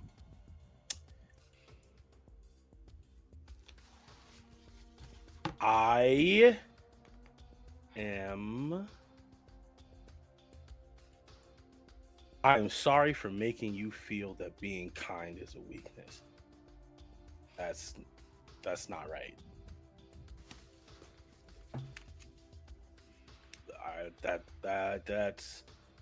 That's not right. That's I don't want to tell you how to feel. No one should be able to tell you what to do. And that's wrong with me. That's not what I was trying to do, but it doesn't matter because apparently like that's how it came.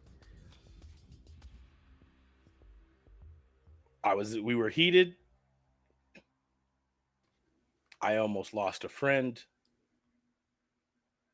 and it seemed like everybody was cool with that in order to make their lives easier. That's something that I have to deal with every day. That people are willing to let things happen because it makes their lives easier. And so and it's hard not for me to see that when I look at you, to be honest, because you got so much. I've been to your house, I've met your parents. So I'm not trying to tell you that you're just like all the others because I don't like that either. But okay, I turned it on a little much. Okay, I'm not trying to hurt you, but I will. I don't want to. I want to be able to find books without getting my head snapped. So how can I? What do we do? What do you want me to do? Tank? You let me know and I can figure it out. I've been spending all week researching on these guys, and I think I might know a way for us to do something about it. It may not be bold, it may not be flashy or in the moment, but sometimes time gives you knowledge, which allows you to get things done. So what you're saying, Tinkerbell, is that you found a cheat code and you just are now telling me this? Well, I just found it, and I just decided I wanted to talk to you again. And I will say, if you make me cry again, I am going to blow up your favorite T-shirt. Okay? So you're telling me that if I can make you cry, you're gonna rip my clothes off, Kimberly? That's not what I said.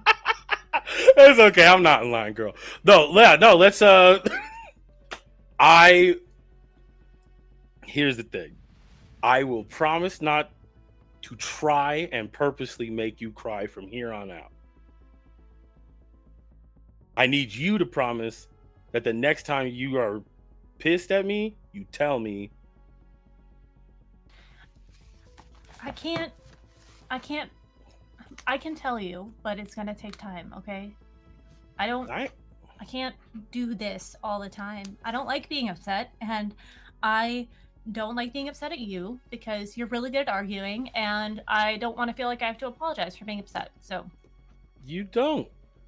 You don't apologize for nothing. I just want you to be real with me. That's what I was telling you in the first place. fine. Okay. Yeah. Okay, Tinkerbell. Hell yeah. I see you. Look at you out here shaking ass and ripping Shut people up. new What ones. are you trying to find? Microscope. I need to find a book about a microscope. What A kind big of one. microscope? He's gonna think back to like the thing that he looked at Mhm. online about getting diamond stuff. Mhm. It's like a laser super something deluxe microscope. I don't know. It's like you look at really, really small shit. Okay. Yeah, I guess I can show you that. Okay. And you can tell me about this cheat code that you came up with that's apparently going to do. Allow us to go after people when we're not registered heroes. Oh, so you looking to kick ass? See, I knew you were cool. This whole time, we had to get here, Tink. We had to get here. He's gonna yeah, no, it's all right. Let's go. Let's figure out this book shit. Okay. Well, do you want to do that, or do you want to go talk to Colt about this stuff? I want to go talk to Colt about fucking dudes up is what I'd like to do, but I do need to get that the microscope book. So if we could do that on the way to kicking ass, I'm cool. Okay, it should be over in the sciences. Sciences, but it's like a microscope. Isn't that like a thing? Well, you use microscopes in science, so talking about the one that you're talking about, it's not like microbiology. It sounds like you're talking about geology. Like where we're from? No. No, not geography. Geology is the study of rocks. Are jewels rocks? Yeah, they're rocks, right? They're not like different things. Yes, they're rock. Why are you looking into rocks? I don't know. Brother can look at rocks if he wants to look at rocks. Maybe he just likes rocks. Okay. I know a lot of people who like rocks. They're very cool and punctual. Thank you. LB says. I was waiting for that. I was honestly waiting for that. Would you like to see my rock collection? I have. Hey! Yeah, she'll show him about rocks, about microbiology. But yeah, he's gonna get the book up on microscopes. But before we leave, he does need to finish his work. Oliver has no intention of doing any work in here. He doesn't even know what he's supposed to do. So he's kind of be like, there's a pile of stuff where he was a minute ago. Why are He's you like, even here if you're not going to do this? Well, you said you were coming here, so I figured we could get. I came here to work. Which is lame, right? Which is right. What's going to help us do what we need to do. I mean, you found a thing. That's super dope. I'm just thinking like the rest of it is kind of like we could just go. What is that guy gonna do? I think he got winded leaving. Bookworm? Yeah. Bookworm is. I mean, okay, he's not as flashy as a lot of the other heroes, but he's my favorite hero, and I feel lucky to work with him. I'm not gonna make you cry again. So let's figure this out. See, look, we're bonding. Yeah, no, but I came here to hang out with you. I don't know what I'm supposed to do with these books. Okay, that's a question. Why me? I mean, you could go do construction stuff, or like, I mean, you like them better. What do you? Who's them? Colt and Isai and Paul sometimes. I'm not sure how your guys' relationship work, honestly. I know you guys jab at each other all the time. And I know Isai doesn't like Paul right now, but I don't know why. And I don't understand. You don't know why? Oh man, you researched the wrong shit, lady. What happened? Yo, all right. There's a rule. All right, now you know me. There's a couple of rules that you're supposed to keep. I can't really get into it with y'all about that. Okay. But all I'm saying is like, look around. Outside of that though, why did I come here to hang with you? I don't know. Okay. Cause you seem all right. You're not gonna smell as bad as the rest of them. I like looking at you. That's better. I mean, so there's that. And then Doesn't really make me feel very good. Yep, fair enough. But honesty is what we got here. What else do we got? And because I hang out with Isai all the time. And Colt's like got a girlfriend. And Paul is honestly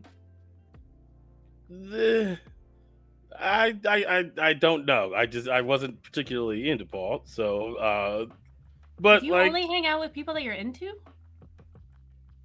I mean that's a really good question. Let me unpack that.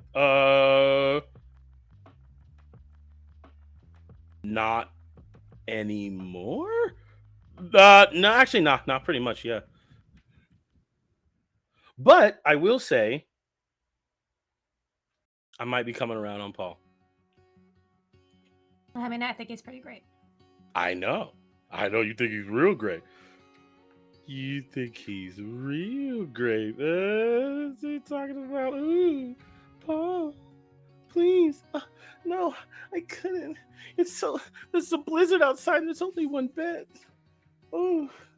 Okay, that's enough of that. All right, nah, for In real. though. Los Angeles. Yeah. I was And gonna say something about Kim like reading those. I'm like, Kim would have not read a romance novel. She doesn't know any of Oh, those. Kim tropes. might have read a novel not knowing it was a romance yeah. novel, and then just being like, ah! Skip the rest of those Skip. Stopped on page 25, returned it to the library. We were Yeah. out. Yeah, just Not absolutely way not. too graphic for me. This was in the young adult section. Like lectures the bookstore on Yeah. like where it's supposed to be. There should be warnings on these books. They had sex in that book. They're like, The book. ma'am, this is the Hunger Games. And that's Oh, what I'm man. upset about from that scenario. Yes, that's what it said. I heard that was Anyway. banned in public schools. Mm. That happened 200 years ago. How about? Yeah. Anyways, Yeah. Yeah. No. So, and I don't know. I don't need a reason to hang out with people I think are interesting, but I did. I just chose to. So, I can leave. I don't really care about any of this stuff, but I already kind of had to sit through the thing. So, and plus, who are you going to talk to this whole time?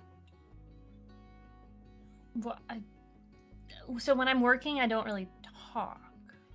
I'm working. The whole time?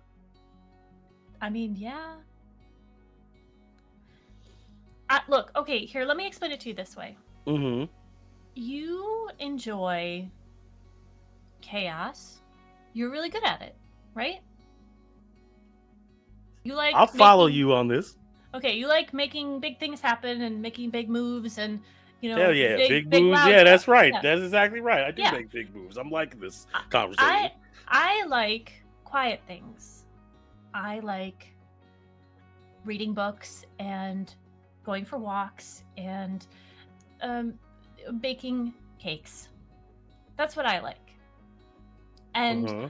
I appreciate the things that you like. But if I put myself into your scenarios where you do things and I don't enjoy it, then I'm not having any fun. And you coming here and doing things that are quiet that I like, you're not having any fun. So if you want to hang out, I would love for you to hang out here and like do work, and then we can talk it on lunch and stuff like that, or like have little sides. But if you want to hang out, we should do something we both like.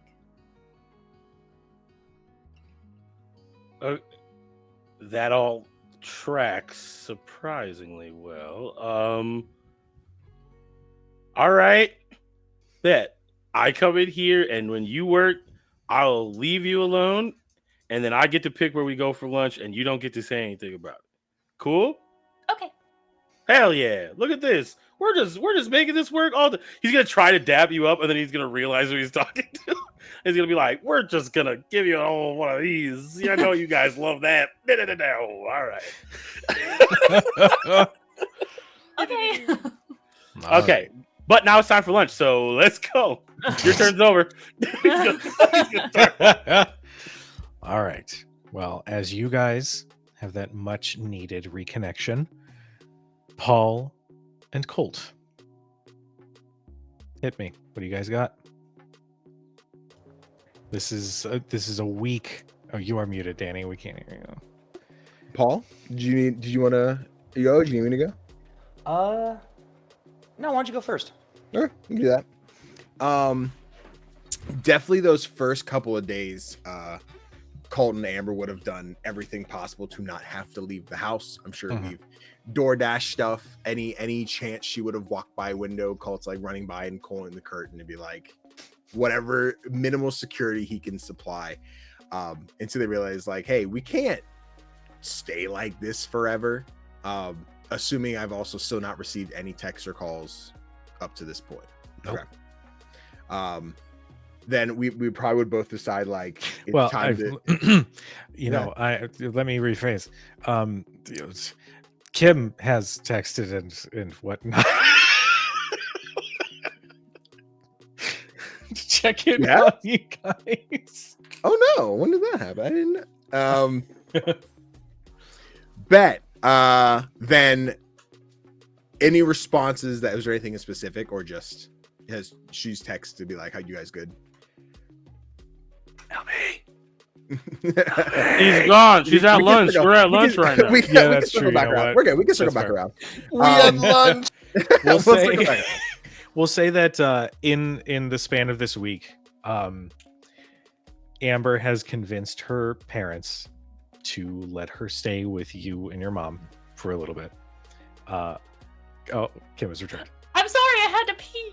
You're I'm so fine. sorry. Yeah, I know we're running out before the break. I tried to circle back around, but it was That's keep all going. That's fine. I think it's the like a couple times like, hey, how's everything going? Are you guys okay? You know, and then like just I don't think she'll give you anything like substantial from like the research she's doing until she has all of it.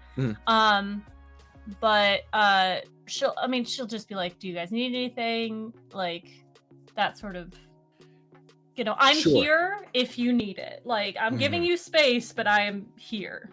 Okay.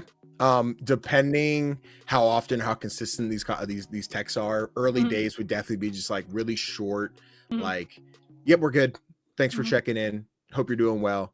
2-3 days as they go by, you know, they're ordering pizza to not have to go out, and you get if you guys need anything, and you get this like cute selfie of the two of them both just like housing like a piece of pizza, it's like really stringy cheese. We're like, we're golden. Thanks for checking. Which at that point they're like, yeah, I think this hermit thing's not going to do. We should go back to school, back to internship. So we probably would have had the conversation of like, do we need to change these at all? Do I need to come to Snack and Shack or whatever hers was called, Snack Pack? Do you need to come to Blockade Buddies? I don't know if that's the move, but I think we'd both decide like we should do our own thing and probably continue that way. In this week, Amber has also convinced her parents to get her a new phone because she definitely just dropped it and it broke. Mainly keeping it secret for their safety and also not to add any more, you know, tension to what was already a pretty intense situation. But she'll say, now with a new phone comes a new voice. That is what comes out of it. Anime girl voice. I was dang, you beat me to it. I was gonna say a deep arigato gozaimasu. Holy shit! A little fucking Hatsune Miku coming. Hello, Colt. How you been? Hello, Colt Thank you so Kun. much. I missed you. Not Thank Colt you so much Kun. for taking care of me. Yikes! Oh no, Colt's learned something about himself today. What? It's... Damara Jotaro Dio. Oh, this Wow. Colt going. Why does this work for me? We'll figure that out later. Holy shit! Fucking Jesus. Anyway, new No, boy. you hear a distinctly feminine voice coming from her phone, and it says, I'm kind of okay with whatever you're up for. Actually, I want to do the female TikTok voice. I am okay with whatever you want to do. I'm Hey. announcing my official exit of this game. It'll be just a regular female voice. I think what they would end up deciding on is that, yeah, they both made a decision that would benefit them, so both going to do their thing. But Colt is, as often as he can be there, is first thing in the morning. Well, if we're leaving from our house, we're together, but like drop her off at internship, go to internship, come to pick her up, walk her home, like wants to be at her side at all times that he can.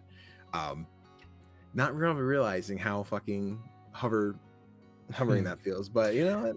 She has also chipped into this and stated, can we share locations with each other? Just I already turned it on. There, okay, good. Bet. cool. Uh, But things are calm. Okay. Things have been going okay. I'll say, just as an additional, note, Mr. Barnes has also sent you guys like food, has sent you guys some coursework stuff, but has reached out a couple times to check on Amber, to check on you, just to see how you guys are doing. But why are we so mean to this guy? He's so nice. no comment. But your internships are progressing well. You are officially registered as a intern with these different sidekick agencies, and things again are a little on edge, given that you know that somebody's out there who has a connection to somebody that you have not spoken with in some time. Do you tell your mom? Oh no.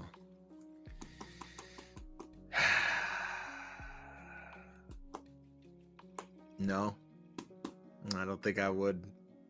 Okay. I think Colt's going to remember how hard her life became because of Dad, and how much stress that put her under. And I think the last thing he wants to do is to have her know that, like, I'm sure from the news what I'm picking off of what I heard from Kimberly is not what Colt knows. There was that was Ronan got out. There's not a public thing for Penumbra, correct? No. Okay. Then yeah. Then last thing he would do would be like, "Hey, Mom, Dad's back." He would button up and that's probably just between the crew. Okay. I'm gonna make a roll. Dad's at the door. Hello, son. She I came back with cigarettes. Papa? She didn't ask much the first couple of days. Hmm. Mainly because you guys are in high school. You guys are becoming adults in a year.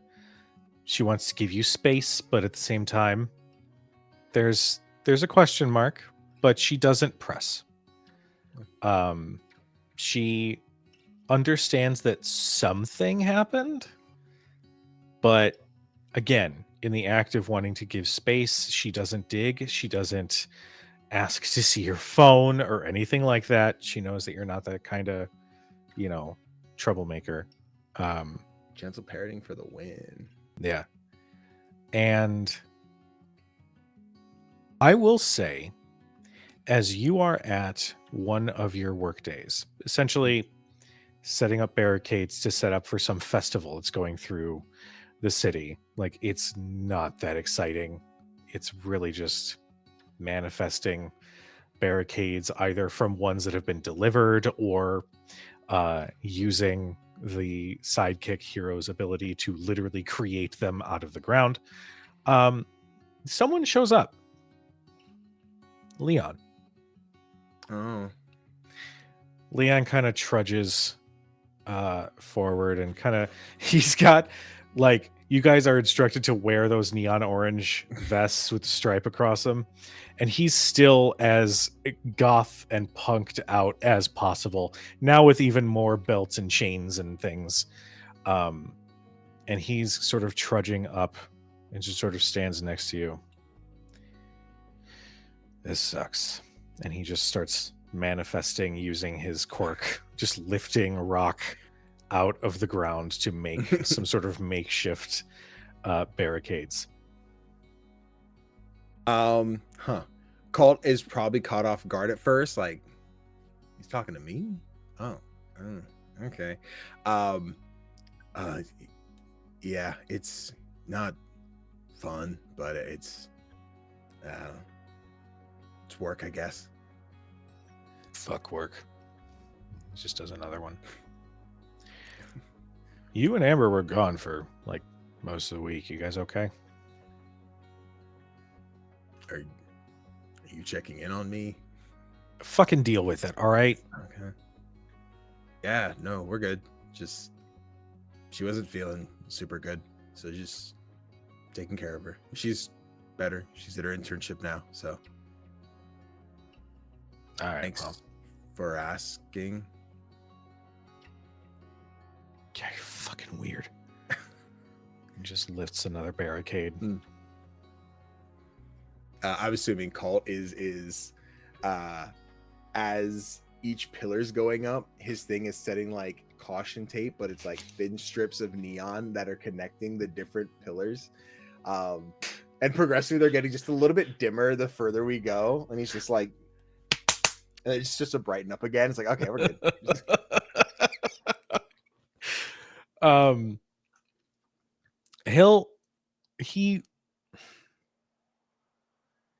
There's a moment where it looks like he wants to say something. Like he wants to revert back to being an asshole. Like like just the dude who made your life hell for years. But there's something that stops him. Yeah. And he just sort of like turns and focuses on making more of these pillars. Colt would prepare to say something, like he's gonna ask like what's up, and then just hesitate again.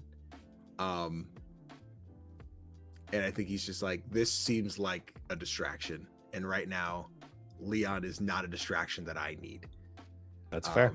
Yep. And it's just gonna keep it on, and maybe tomorrow we'll have a nice conversation, but right now, baby steps. All right. I will say at this point, just in the interest of bringing people together, Kim, do you text Colt about the discovery?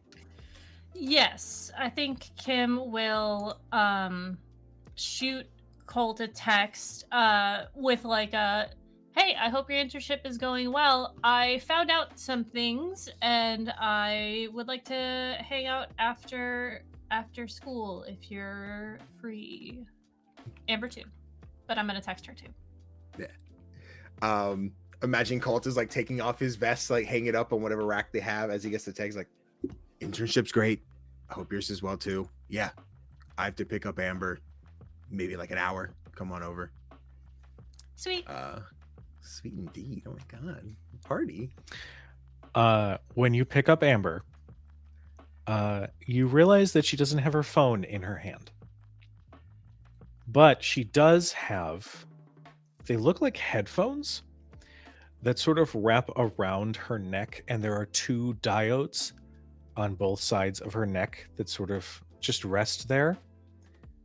And she's smiling and she waves. I call to reach out, not like play with it, but just kind of like that simple pinch of like, new toy? What's this? Yeah. She speaks, and you can tell that there's this rumble in those diodes, but her voice comes out clear. Okay. So, shock at first, because again, we heard a voice, so we double check, is anything crumbling around us? And we're like, okay. Eventually we'll wean off of that, but for now. So is it dampening? Are you talking through the, is it a brain thing? Is it It's minimizing the sorry, I've been murmuring most of my life, so there's a little bit of strengthening I have to do. It's a little bit of speech therapy, but it absorbs some of the force that my cork gives off, so it doesn't make it destructive. If I take it off, then I can level buildings and whatnot. But this way I don't have to use my phone. That's pretty fucking rad.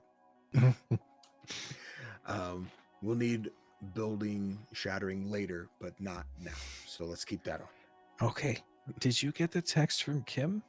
I did. She's on her way over to my place. We should go meet her there, or else she's gonna be waiting outside. Okay. Let's I did she holds up like a big thing of hot tea.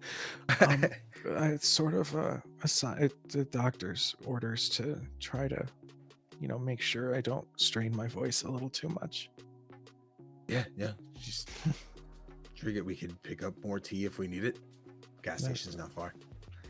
Oh, gas station tea. That sounds good. It's cheap. That's true. She giggles and sort of walks with you, and like as you're walking, she takes your arm and puts it around her shoulders. Ooh, we're feeling big today. Yeah, just maybe puff her chest just a little bit. But hey. She giggles again. But while that is happening, and while you go to meet up with Kim and Oliver, Paul, where do we find you? So I have been thinking about this. Hold on 1 second. Tell whoever it is I said hi. Yeah, Drop the everyone says spoon. hi. No, okay, I said just me, but that's cool. Okay. Now it's everyone. Yeah, I did not say hi. Tell him I did not say hi.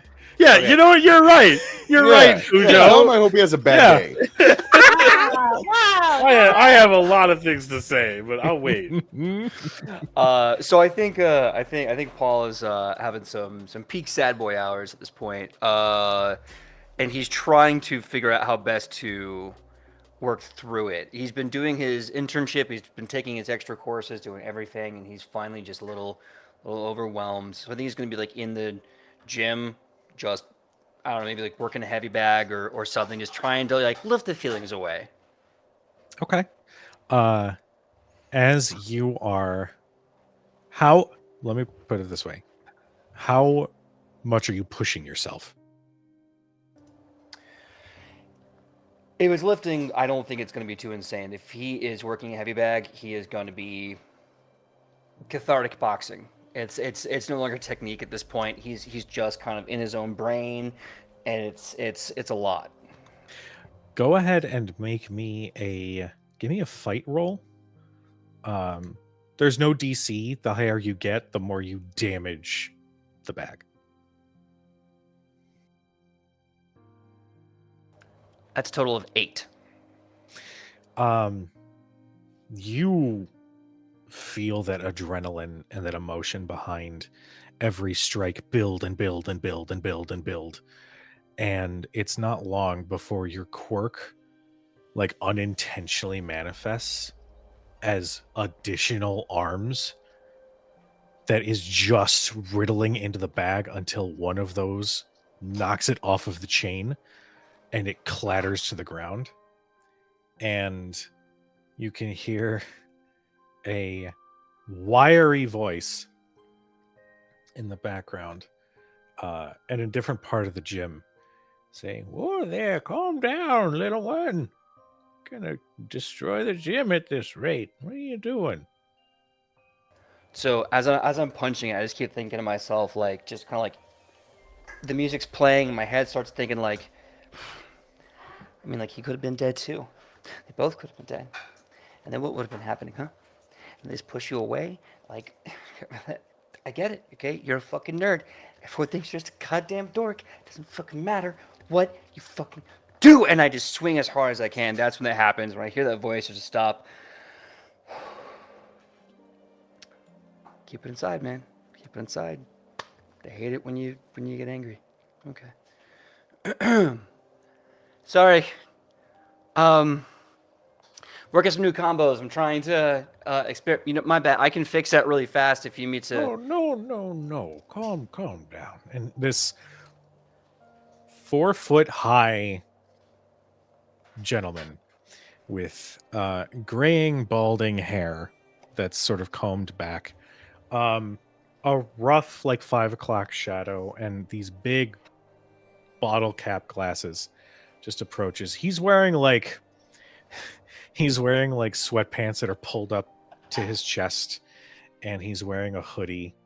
And he just approaches, and he gestures, and a duplicate of his hand appears in front of him that then grows and grows until it gently just picks up the bag and hooks it back where it needs to. And that hand just, "What? You know, I've seen some intense routines against these bags here, and people training to fight, people needing to get that cardio.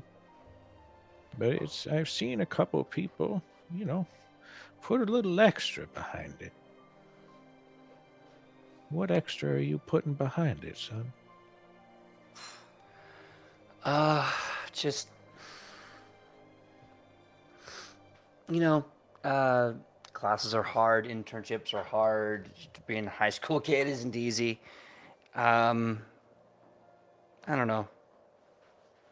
Just getting through it, man. Well, believe me, I get it. And he just sort of like plops down at a nearby bench and gestures.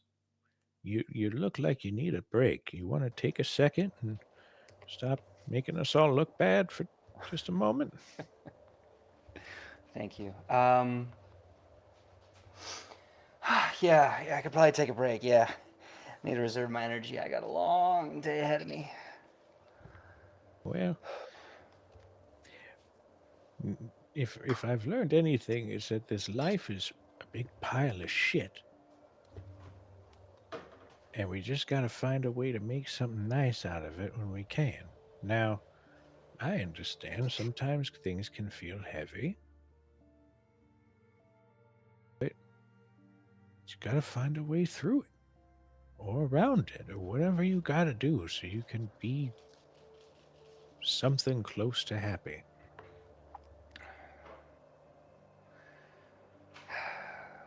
Yeah. You're you're Impossible's son, right? Yeah, Impossible was my dad. Yeah. Well, I couldn't help but notice the spitting resemblance. Yeah. I look like my old man. I don't have a lot of. I share a little bit with my mom's quirk, but just a little bit. Well, I have no doubt that if he were to see you as you are now, even with the weight on your shoulders and with things being as heavy as they are, I bet you he'd be damn proud of you. Did you know my dad? I've seen him a couple of times when he was in his heyday. Went ham on one of these bags, not too different than you are now. Although that bag was filled with titanium and many other resistant elements that could have suit his quirk, but yeah, I met him a couple times. Titanium, that makes sense. I'll have to upgrade.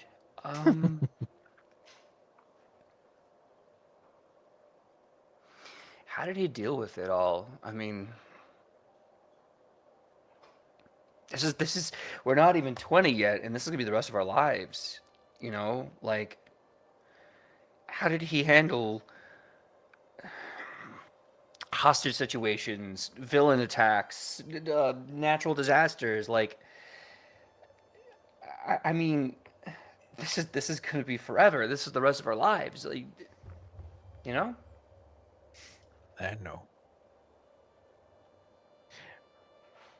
I want to say something, but I don't want you to perceive it as me saying that you're doing something wrong, because you're not. You're living it.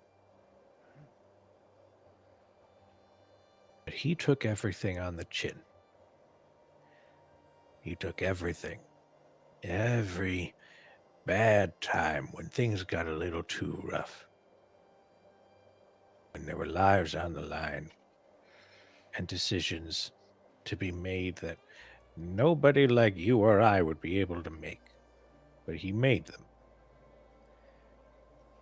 He didn't stop.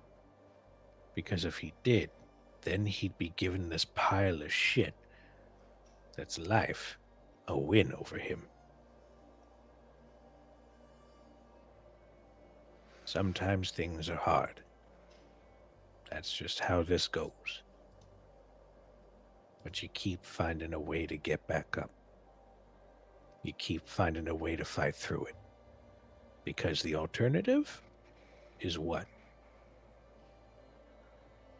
We curl up, we let it all hit us, we don't go outside, we don't take the train because we're worried that something's gonna happen. No.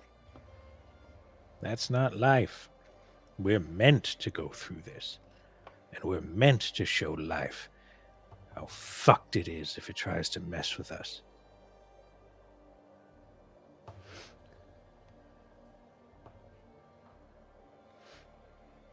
So when do we let the anger win? When do we get mad? Oh, When you do get we mad all finally? the time. No, Yes. you can't get mad. Not for a second. No one wants to be around you when you're mad. Every time you're mad, to make it your fault, your problem. Fuck you. How dare you? You're toxic, and then they push you away. You can't fucking get mad, not once, not ever, because someone has it worse than you. And how fucking dare you have a feeling? And I just when you stop taking it on the chin, when do you finally stand up for yourself and just let yourself be mad and hope that no one's just gonna leave? Son, let me put it this way. If you allow yourself to feel something, if you allow yourself to experience something, and that pushes somebody away, then they weren't strong enough to stick around for when things get rough. If you've got somebody in your life that is supposed to be a ride or die, I want you to repeat that phrase, ride or die. Yeah. If they abandon you because you are feeling something, if you are allowing yourself to be angry and upset, then that's on them. Yeah. Now, don't be an asshole. Don't go looking for a fight with somebody. Figure out a way to express it healthily, but don't back down. Don't be made to feel like the bad guy for feeling something. Feeling is what we do. It's shitty, but it's what we do. It's the only thing we got. Even we don't have powers or quirks, we still have feelings, I guess. Yeah, that's a little, a bit of a come to Jesus version of what I said, but sure, that's fine. We'll go with it. Look, every comic book I ever read, they really like their come to Jesus moments. It's usually the Act 3 turnaround for the hero and the moral of the story. But I guess that's what you get for reading American comics. Thanks, man. I forgot your name. What was your name? Oh, people call me Toby. Oh, it's a good name. I like it. Yes, well, Thanks. just keep your chin up if you can. And if you can't, let it out. I think that's a good idea. I'm gonna you got everything cool. I'm gonna go outside and just kind of Yes. take everything in. All right. Take it all in, you know. Absorb that sun. We both know you need it. And he steps up and sort of like uses his quirk to like wipe away some of the like dust and stuff that was knocked to the ground. Yeah. And I just walk outside, just kind of sit down. This is so lame. I take off my shirt and I just kind of fall back and I look at my phone. Just kind of, I don't know, doom scrolling while I meditate in the sun. Okay. I assume Kim has messaged Paul as well. Okay. Yeah. I think she will tell him that Ronan has escaped. I'm okay, but Ronan has escaped. We're getting everyone together. Join us, please. There's this like, you gotta be fucking kidding me moment, like looking at this text. I'm like, I would love to. Mm-hmm. And I think to myself, I should get my super suit. So I go flying off to my dorm to get my super suit and get all ready. And as I'm getting ready, there's one more gift for Isai on the bedside stand that I've been waiting to give to him. And I look at it and I go, get pushed away 5 times, come back 6. And I grab this fucking gift and I start flying. Okay. Well, as you start flying towards the meetup, I'm going to say we're going to take our quick 10-minute break here. Thank you guys so much Boo. for bearing with us. This was a long first half, but stick around because we have a little bit of a send-off for this episode. And go get some water, get a snack if you need it, do some stretches, and we'll see you in a little bit.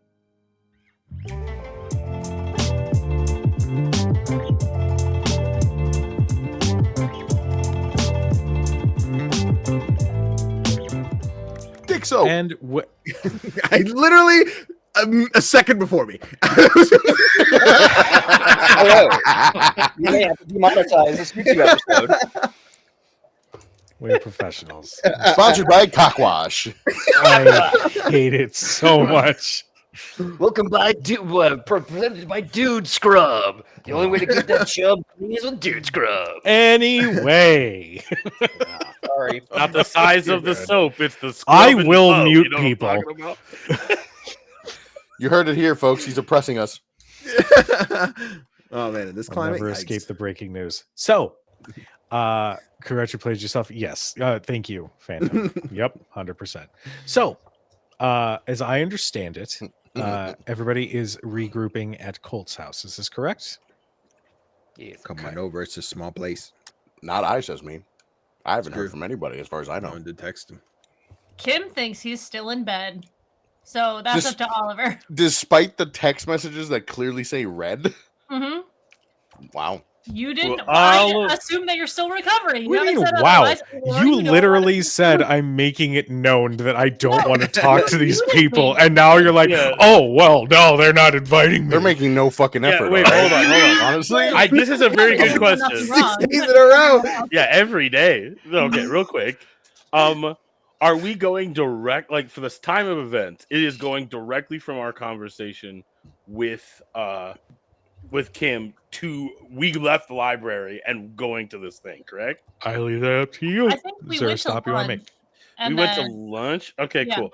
And We'll then- just if no one has texted Isai by the time we get to where we're going, I will handle it. okay. Okay. Baller. A real one, finally.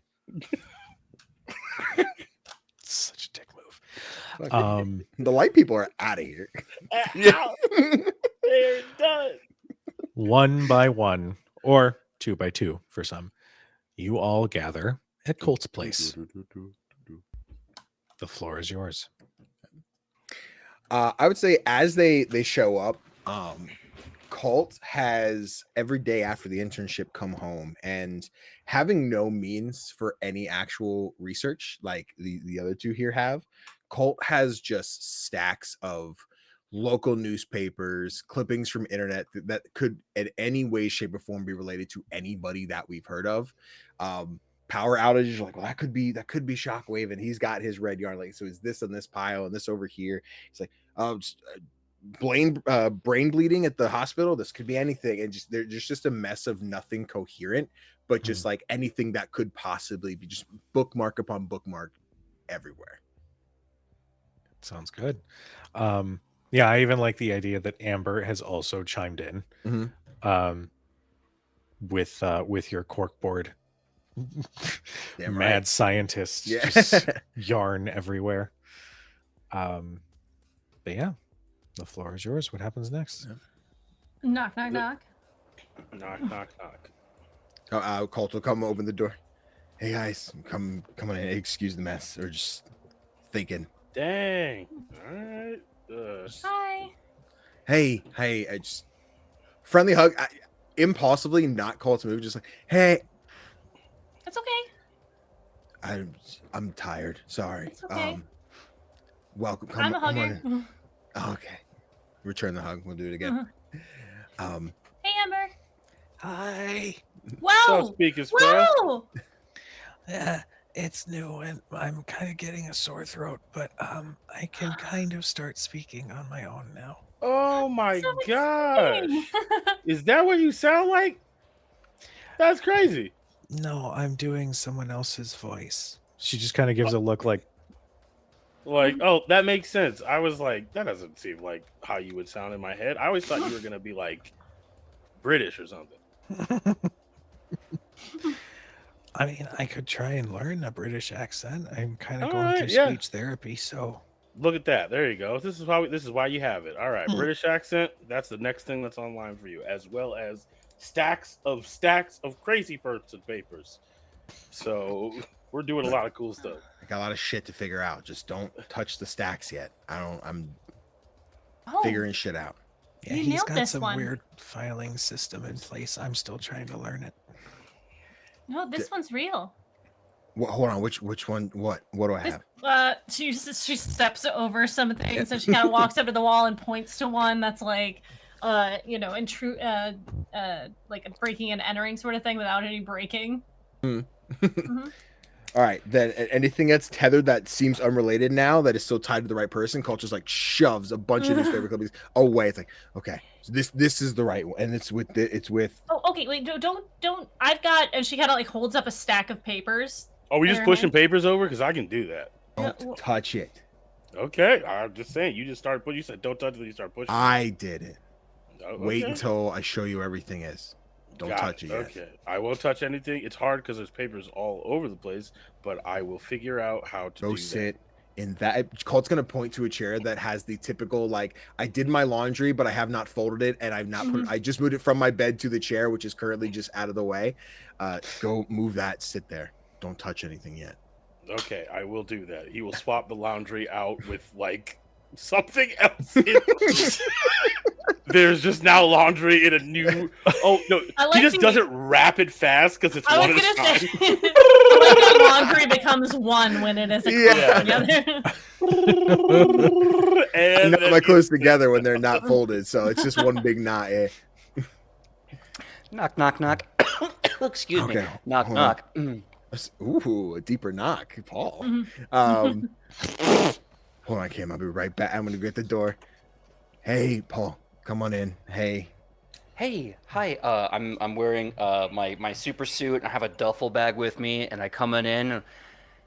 Thanks for letting us all meet up here, Cole. Yeah.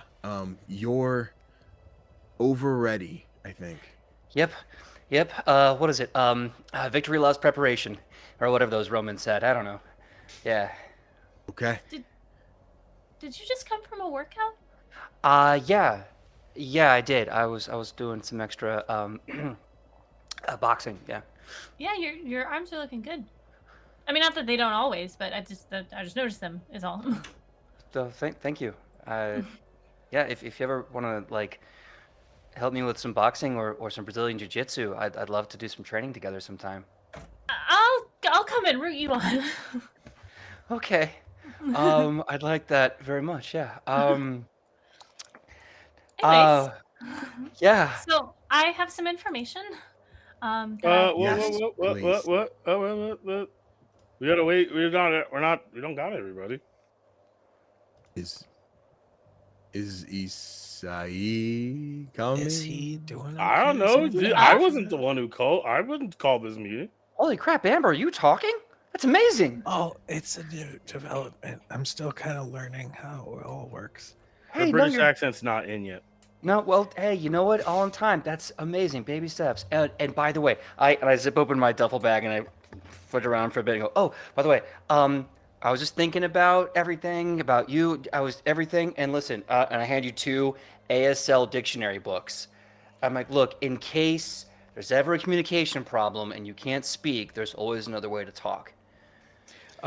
She smiles, shakes her head, looks at Oliver, and does the Yeah, sign for yeah, this motherfucker. yep. And Oliver's just gonna be like, yeah. yeah. Wait, Oliver, have you talked to Isai? Yeah. He's our friend. He went through a horrible ordeal. What? I mean, he hasn't talked to. I'm glad that he's talking to you. Yeah. He All heart right, reacted what? me. Yeah, All I right, got- well, I let got me heart get this. Let me reaction. get this figured out. FaceTime, Isai. I knew you were gonna do this shit. I knew it. I hate it. I hate it because Isai again hasn't talked to anybody. Yep. Colt, Yeah. like you've sent me like a couple gifs or memes or Yeah. shit like that. I'll like them. That's as much as you've gotten from me. Yeah, sure. Everybody else has been left on red. You and I are the only ones that have talked, Oliver. Yep. So in my mind, I was like, I know the homie wants to go get some more tacos. I Yep. got him. So, and mind you, I'm also willing to answer because I don't want to be in my house right now. Like things are Yep. still tense. I haven't talked to my family since the whole blow up thing, and it's only been like 2 days. Like I'm over that. So turns on, be like, hey, what's up? ¿Qué pasa? Yo, what's Yo, up, dude? You got pants on, bro? Are you outside? You trying to go out? Like, This is a yes or no question. yeah, I got pants on. Sweet, swapped. He is now in the room. Wait, What- can you what can you did have you swapped send? him with the Ooh. pile of laundry that you moved off of Oh the chair? yeah. All right. I love this new ability that I I have have. I have a I question. like that actually, and I will take that. And this is now canon. Because he is holding the phone. It goes with him, right? No, he. Isai's phone. Oh yeah, Isai's Isai's phone. Okay. No. Okay. No, because I'm swapping him. I guess his clothes count. Yeah. as Yeah. him. That's Yeah, So then, yeah. I'll yeah. I Okay. won't cheese it and be like, no. Yeah, sure. Hell yeah. So he just bloop. There's a pile of laundry is gone, and now Isai is in the room. I like Sweet. to think I spawn in facing the wall, and I'm just like, you guys just see me, no movement. All right, dope. Okay, go ahead with what you guys are talking about. I finally hang up the FaceTime call. Yeah. Um, Oh, I'm glad you were wearing pants. That's crazy. I could have very well been lying to you, and I know. That's why you shouldn't do No. that. Mhm. we're gonna have to figure out how to get Colt's clothes back from your place at some Don't point. worry. No, don't worry about it. It's in my room. My abuela's gonna probably find it and fold it and wash it and do the whole thing. So it's He, Oh, I was told that we weren't allowed to touch anything. That's why I didn't swap something else out. But I was told I could move that. So. I didn't want you to move it across town, but Oh, okay. you know what? That's fair. You did. I did not ask about the distance. Anyway, Tink, razzle Hey. dazzle 'em. I'm glad you're better. I have been doing research at the institution that we've been doing our internship at, and I think I figured out everything that there is to know about these 4 escapees, and their connections and the places that they could be hiding out. Also, we found out today that Ronan has also escaped prison, which is super fun. That's the lady And that she blinded. yep. Right. Oh, Yeah, God. yeah. See, that's why I made sure to double check that. But keep The going, girl. the Shadow Woman, right? Yeah. Yeah, because she. Yeah. I went unconscious. Yeah. Okay. But I wanted to give all this to you, Colt, because I want to know what you want to do with it. Yeah, thanks. I'll take the stack of stuff and we just kind of Mhm. like start sifting, kind of just like paging through. And then look at my mess of a cork board. Just be like,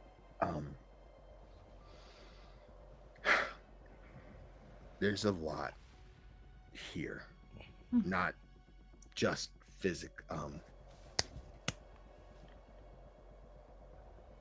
guys, I'm really sorry that I never thought there'd be a day that my dad would be everybody else's problem. I didn't know if he'd ever be my problem again. And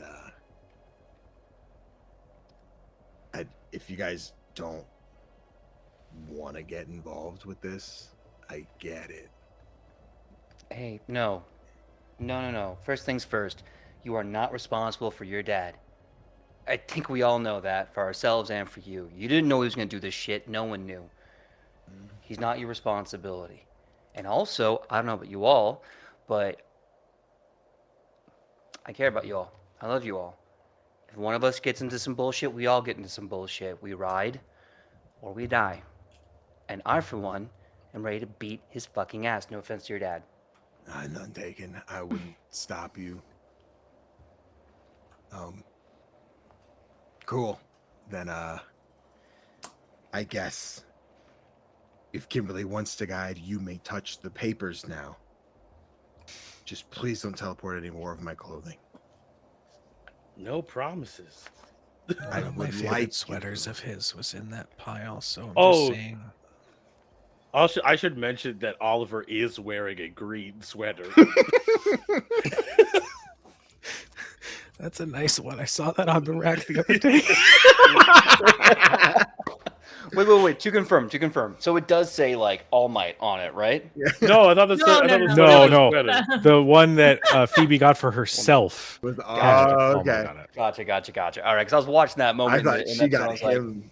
Got it. Okay. Oh, It's no. tempting. No, It was very very tempting, but I know different. that he would fucking burn that shit. I would do something different with it. I thought that was the reason. I thought it was just like, oh, because Phoebe got it. I'll I'm pretend. not like gonna lie, mine. I had a green marker at the ready to put fuck right next to All Yeah. Might. Be like, man, you got it. I think Kim keeps looking at Isai like every once in a while, just like doing like okay, he's no brain damage. He seems to be. I don't know if he wants to be here. He doesn't seem to want to be acknowledged right now, or he hasn't said anything. So I'm just gonna leave him. Isai's like sat down on whatever chair or edge of a bed or furniture is available to him, and he's like leaned on his shoulders and just kind of staring into the middle of the crowd, not really making eye contact with anybody. Just kind of don't know what to do because didn't think I'd be here. And she'll say, so if we can figure out where to go and we know all their quirks, we can figure out easy ways to subvert them or subdue them. I might know a way for us to go and take them down without getting in trouble. I like the without getting in trouble part because that's been a problem.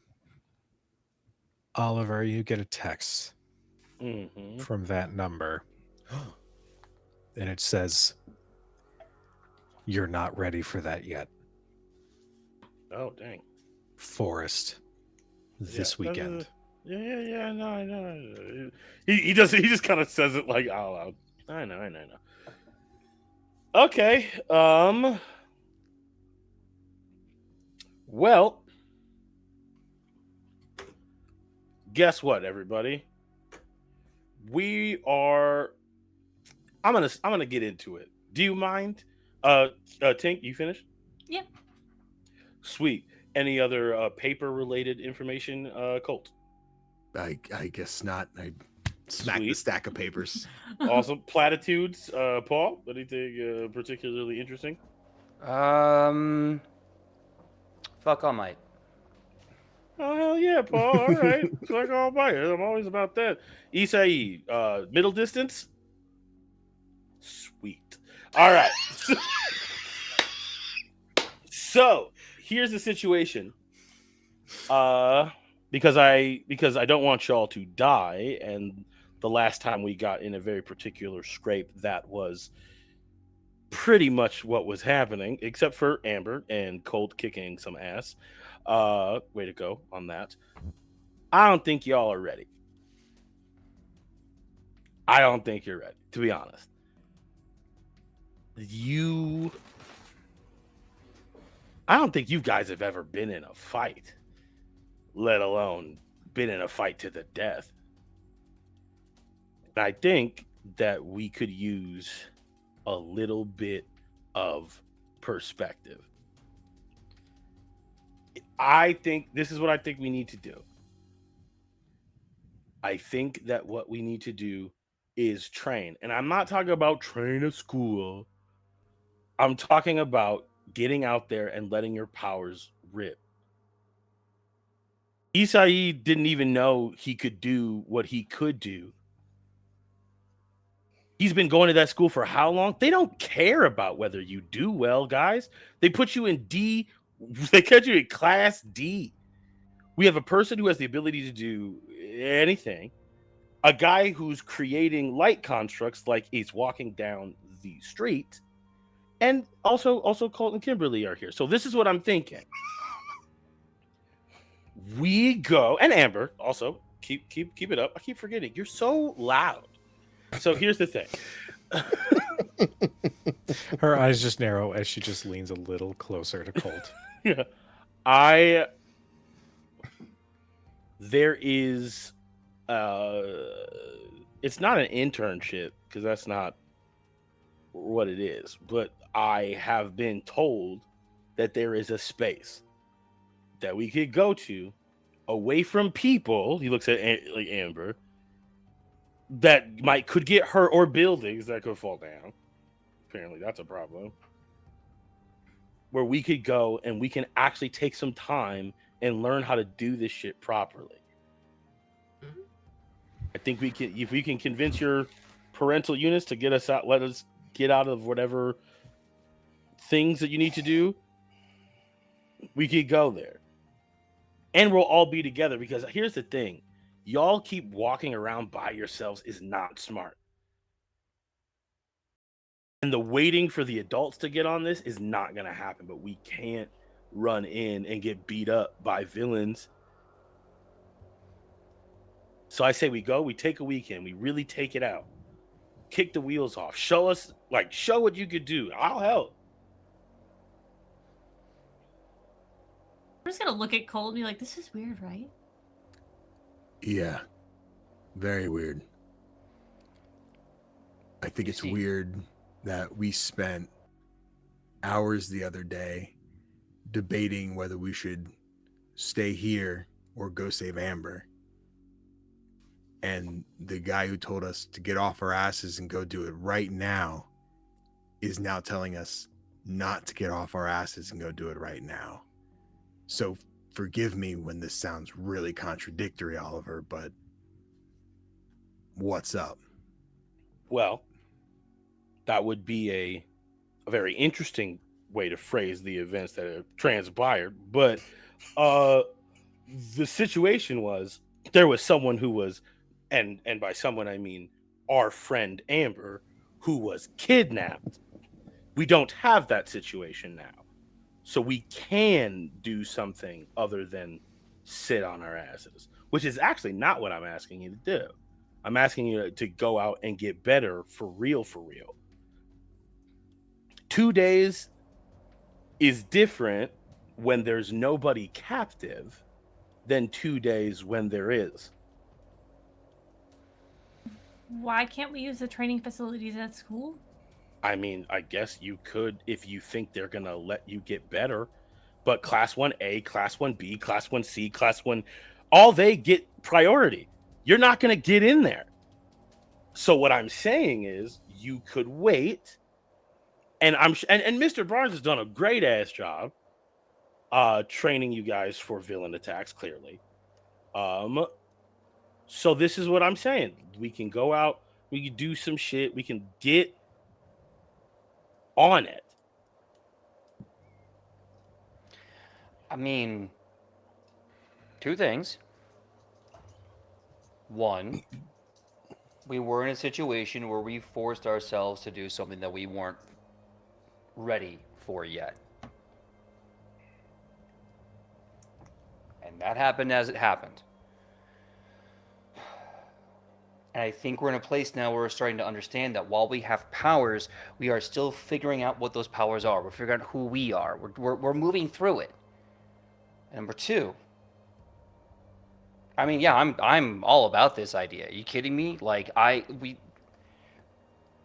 have been together for a couple of years now in the same class and going through PE and doing all this stuff. We've always been around each other, but we've never really been like a team. And I think this is our opportunity to pull up everyone, to step up everyone's game, including ourselves. Like I'm down for this immediately.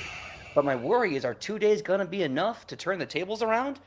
Quirks are a genetic trait. They take time. They take calories and energy and blood. Like, do we think 2 days is enough to really make a difference in this fight? I mean, I don't got anybody waiting for me to come home, so I don't really care how long we stay. I mean, me neither, dude. I just want to make sure that I'm suggesting the right. I didn't mean we go right now. I meant that we use the research and our skills to figure out the best way to combat each one of these guys. Like, I'm not saying we go now, but I think that I think training at the school is probably the best option because they have the facilities to facilitate all And of we our also parts. know that they've had people infiltrate that spot before. I'm just letting you know that, like, relying on that school is not going to be the way that solves the problem.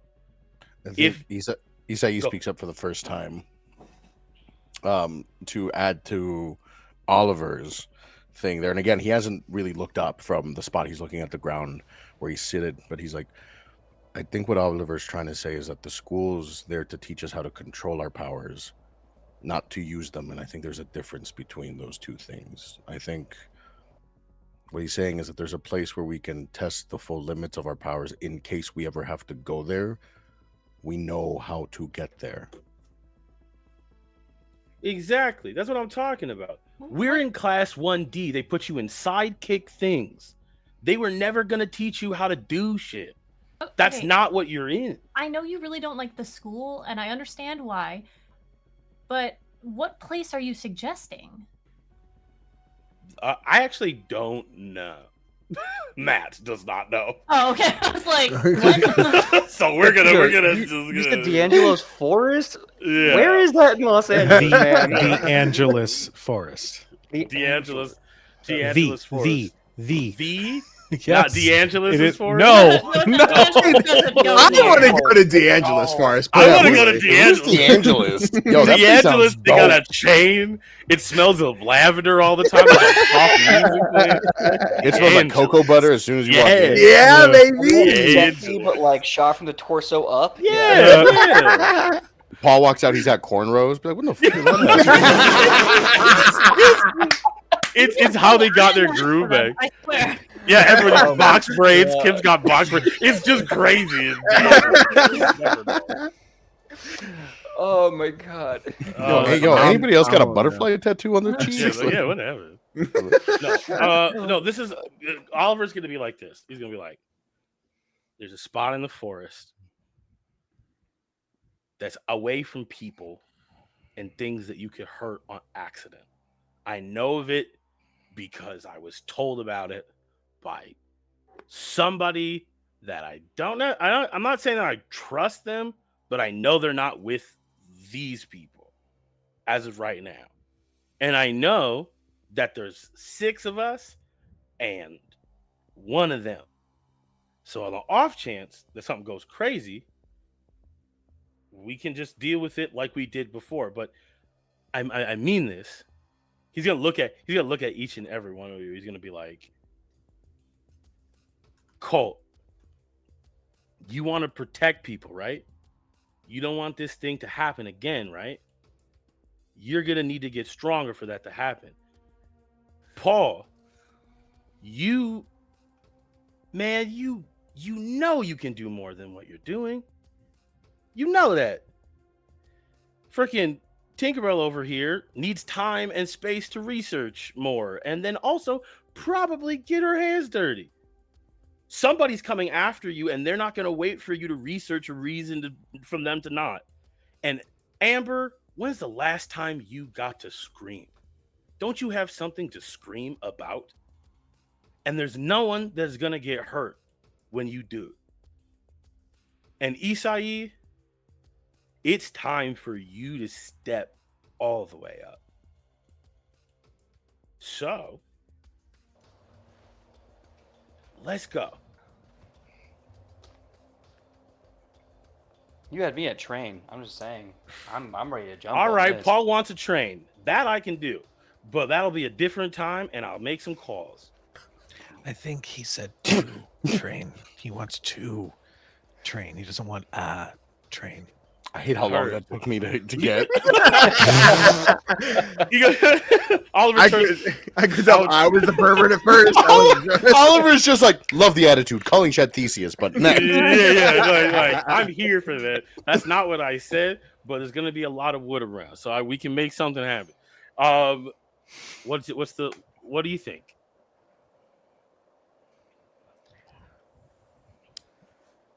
Colt's gonna look at Amber and give like a you in, like shrug. She nods. Okay. Yeah, let's do it. Hell yeah! Look at that super couple, hottest on the block. We're gonna get you. Where are we calling you? Camber, Alt. Nah, that doesn't sound right. All right, what the rest of you?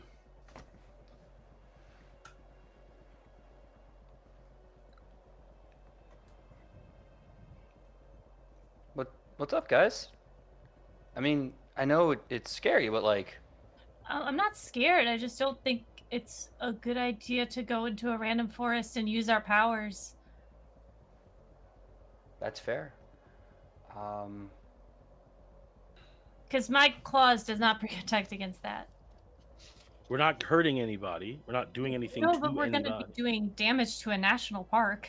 Yeah, we're allowed to go to this place. That's what I'm saying. This is what this place is for. It's outside of the school. But who runs it? I've never heard of this before. I didn't either until they told me. That's what I'm saying. I am Who told letting you. you? This. What's their name? Like, I don't even know. Matt does not know a name to get. The name that you have been given is Markham. Markham. All right. Their name is Markham, and I have explained the situation, and this is something that they have for us. You don't have to, Kimberly. You don't have to go, but I think that you should really think about the idea that if 3 of us are going, and something happens to you, then we would have a tougher time cutting back. You don't have to use your powers. You don't have to get in trouble. You can sit out there and read.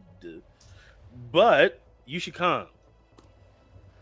yeah, we can also do hand-to-hand combat training together. Like, even if you don't use your powers, there's nothing ever wrong with a woman knowing how to just beat someone's ass.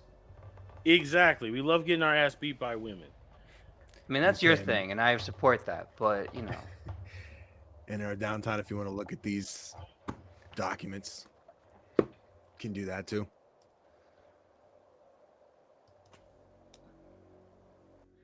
I would just like to know what the facility is, because I mean, we've walked into a trap before, and I don't know, Marco. And this is a facility in the middle of the woods in a national park, which seems like it shouldn't be, because that's sacred land to the United States government and the people. I don't know. It just but maybe I'm thinking about it too much. No, I mean, there's been traps. I'm fully expecting there to be some sort of shenanigans, if I'm going to be honest. But What? I think it's the type of shenanigans that we could probably deal with. Okay, so you think that it is a trap, and you want us to I didn't go say trap. I just said before we. shenanigans. Well, how about this? How about I create some sort of air vehicle for us all to fly there, like a helicopter, something that can like steady in midair. If we Maybe get the no more vibe, helicopters. I think we have. I think it's a great call. But we do it. We fly over there. Helicopters go over national parks all the time. We'll blend in. If it looks sus, we dip out.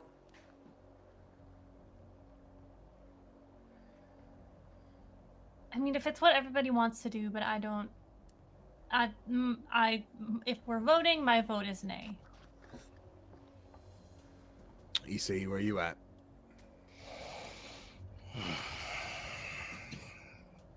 Isai, I think for the first time, looks up and meets people's gazes.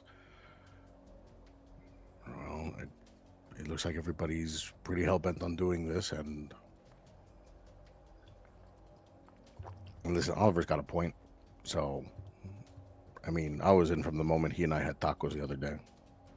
You guys had tacos the other day? Red sauce, dude. Red sauce.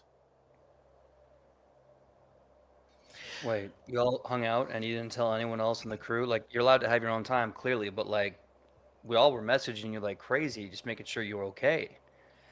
If he wasn't ready to talk, it's not. That's okay. Well, you're right. If he wasn't ready, he wasn't ready. That's totally fair.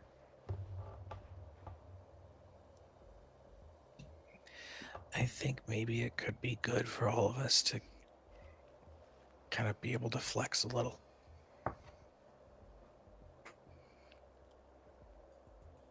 Plus, if anybody attempts to get close to me like that again, I'll just scream in their face and watch their face melt. And that is terrifying. And I'm glad that that is where our heads at. Amber, also, just the volume. If we could, just... You're right. I started talking normally about 2 days ago. I'll just work on increasing my volume, right now, thanks. Okay, all right. We could do that, I'm sure. Yeah, it's great.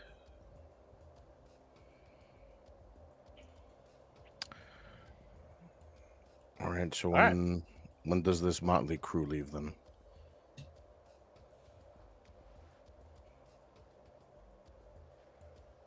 Nothing? Nobody? I'll say it's Friday. If you're looking for timing. Yeah, well, I say we go to your respective, the dwellings and get your shit, and we can go. Tonight? I mean, I don't see why not.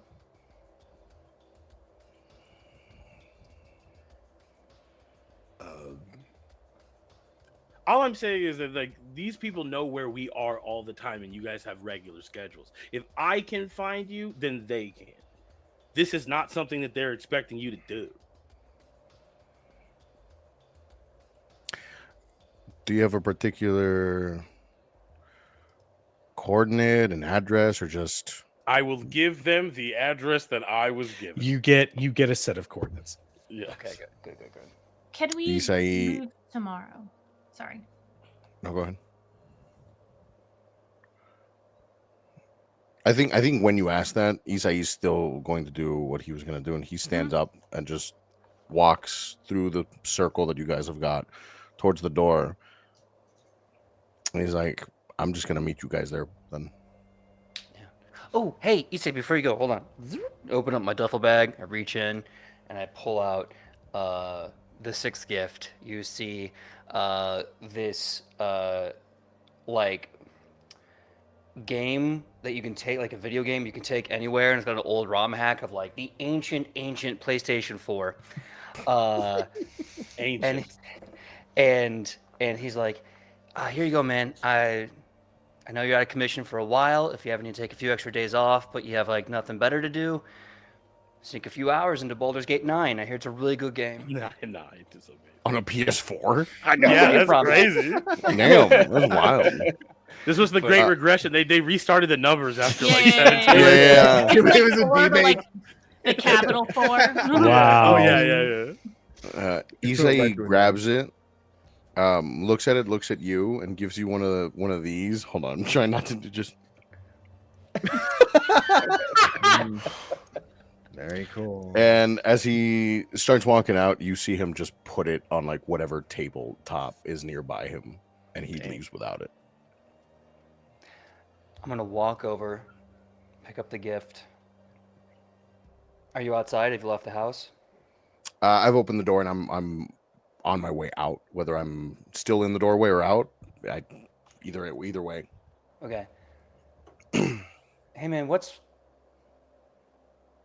are you doing, man? I'm going home, Paul. I'm going home. I'm grabbing a backpack, filling it with things, and then I'm going to the park. Okay. No, but I mean, like, what are you doing right now?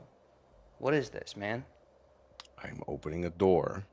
I'm stepping through the threshold so that my 2 feet can walk me home. Mm-hmm. So I can grab a backpack, fill it with, if you want specifics, 6 pairs of underwear, a couple different socks, some t-shirts, my suit. Do you want a fucking list? I mean, is it the game? Did you not like the gift? Is it like shitty? Like what's going on here, man? Like I came by your place 6 days in a row, and I'm sure your parents told you how annoying I was about it. I gave you a gift every single day. I didn't flew ask you to. You didn't have to. That's the point, man. Isai, I think it kind of has given you a half stance, but fully turns to face you and takes a couple steps, not to get right in your face, but just to bridge that gap, to make it a more personal conversation. He's like, I don't want anything from you, Paul. I don't need anything from you. All right? I appreciate what you're trying to do, but I don't need some sort of consolation prize. I don't need you to try to reach out to me like that, okay? We got something we're trying to get done together? Great. Happy to do so. But other than that, I think the buck stops there, all right?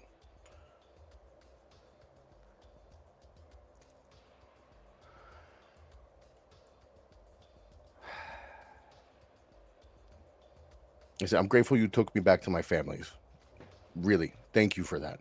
Next time, maybe let an adult do it. Probably should have been Mr. Barnes. What's changed, man? And I want to make it clear. I'm not asking because I'm confused. I'm giving you a chance. What's changed, man? Do you say that? Oh yeah, yeah. I think I just realized that I'm never going to be able to compete with you and what I think you are and what I think I need to try to be. And I just don't feel the need to have to level with you anymore. Doesn't mean I hate you. It just means I don't have to deal with you. There's a moment where I take the gift, I put it back in the duffel bag, I zip it, but I don't bring it up with me. And over my shoulder I say, Cole, thank you very much for letting us into your home. I'll be right back. And I extend my hand and I put you, Isai, in a construct bubble. And I move you outside. And do I have to make a roll for that? Do I just do that? I am going to leave that between the two of you. Isai, if you are actively trying to resist, you could do like a flight roll to try to move out of it, but I leave it entirely up to you guys on I how this think is I think resolved. Isai fully lets it happen in this moment. Cool. Isai, whether it's stoic or defiant, but he's just letting it happen. He's just staring at you. Okay. I'm gonna move you outside. I'm gonna leave with the bubble and close the door, and I'm going to fly and move us to a large open field, even if it's just like a grass pitch between two power I'm sure cables. I'm sure there's an empty lot around here somewhere from an old, whatever building that got demolished or anything like that. So sure. Yeah. Put you down that lot. I don't release the bubble, but I grow it. I grow it big enough that I can walk in it, and I make us into a dome. I walk inside the dome with you.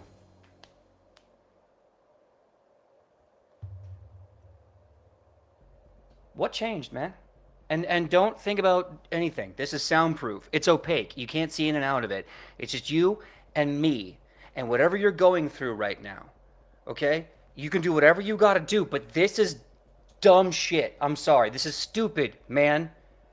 And you're not going to run from this. You're not going to sit in the corner and cry about it. This Thunderdome bullshit, this is how we're going to get this done. Because eventually we have to go out there and fight people who can make us bleed to death. And you don't do that with this laissez-faire flippant nonsense. Okay? We've been friends for what, 2 years? Maybe more? No, I've known you for 2 years, Paul. I've known you for 2 years. Don't confuse that with friendship. So we're not friends at all, but we hang out together. What is that?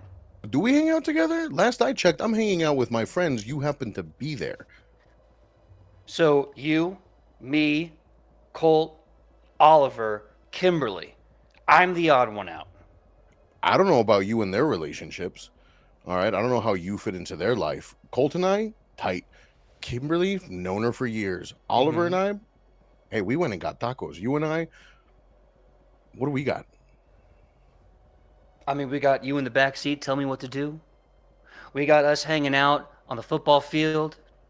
We got us shopping together, talking together, and I know that doesn't mean anything to you, but you know what? You can always tell me, and if this is your chance to say that, then go ahead. But also, what the fuck? What are you doing, man? I think Isai reaches out to touch, he walks to touch one of the sides of this light construct that you've created. Pablo, had this been a week ago, 2 weeks ago, I'm sure I would have had so much to say to you. I'm sure that I would have had so much anger towards you to release. But I got so much stuff to deal with. I have so many other things to worry about. This little moment here, it's not worth it, okay? I got a lot of things that are weighing on me. And I have all the reason to let it out. Paul, don't be the thing that I let it out on. Why It's not? not your problem. It's not your problem. Why not let it out on me? Dude, you've been doing it since prom. You think I don't notice? The jokes that went from funny to mean, the low-key bullying. I didn't ask what was up because I was confused. I gave you every chance to tell me what was up so we could handle it like men. And I'm not saying you're not a man, but I'm saying you're holding yourself back from fully being one. You want to unload? We're in the dome. This is your time. I get that you're angry. I don't know how much. I know I'm fucking pissed.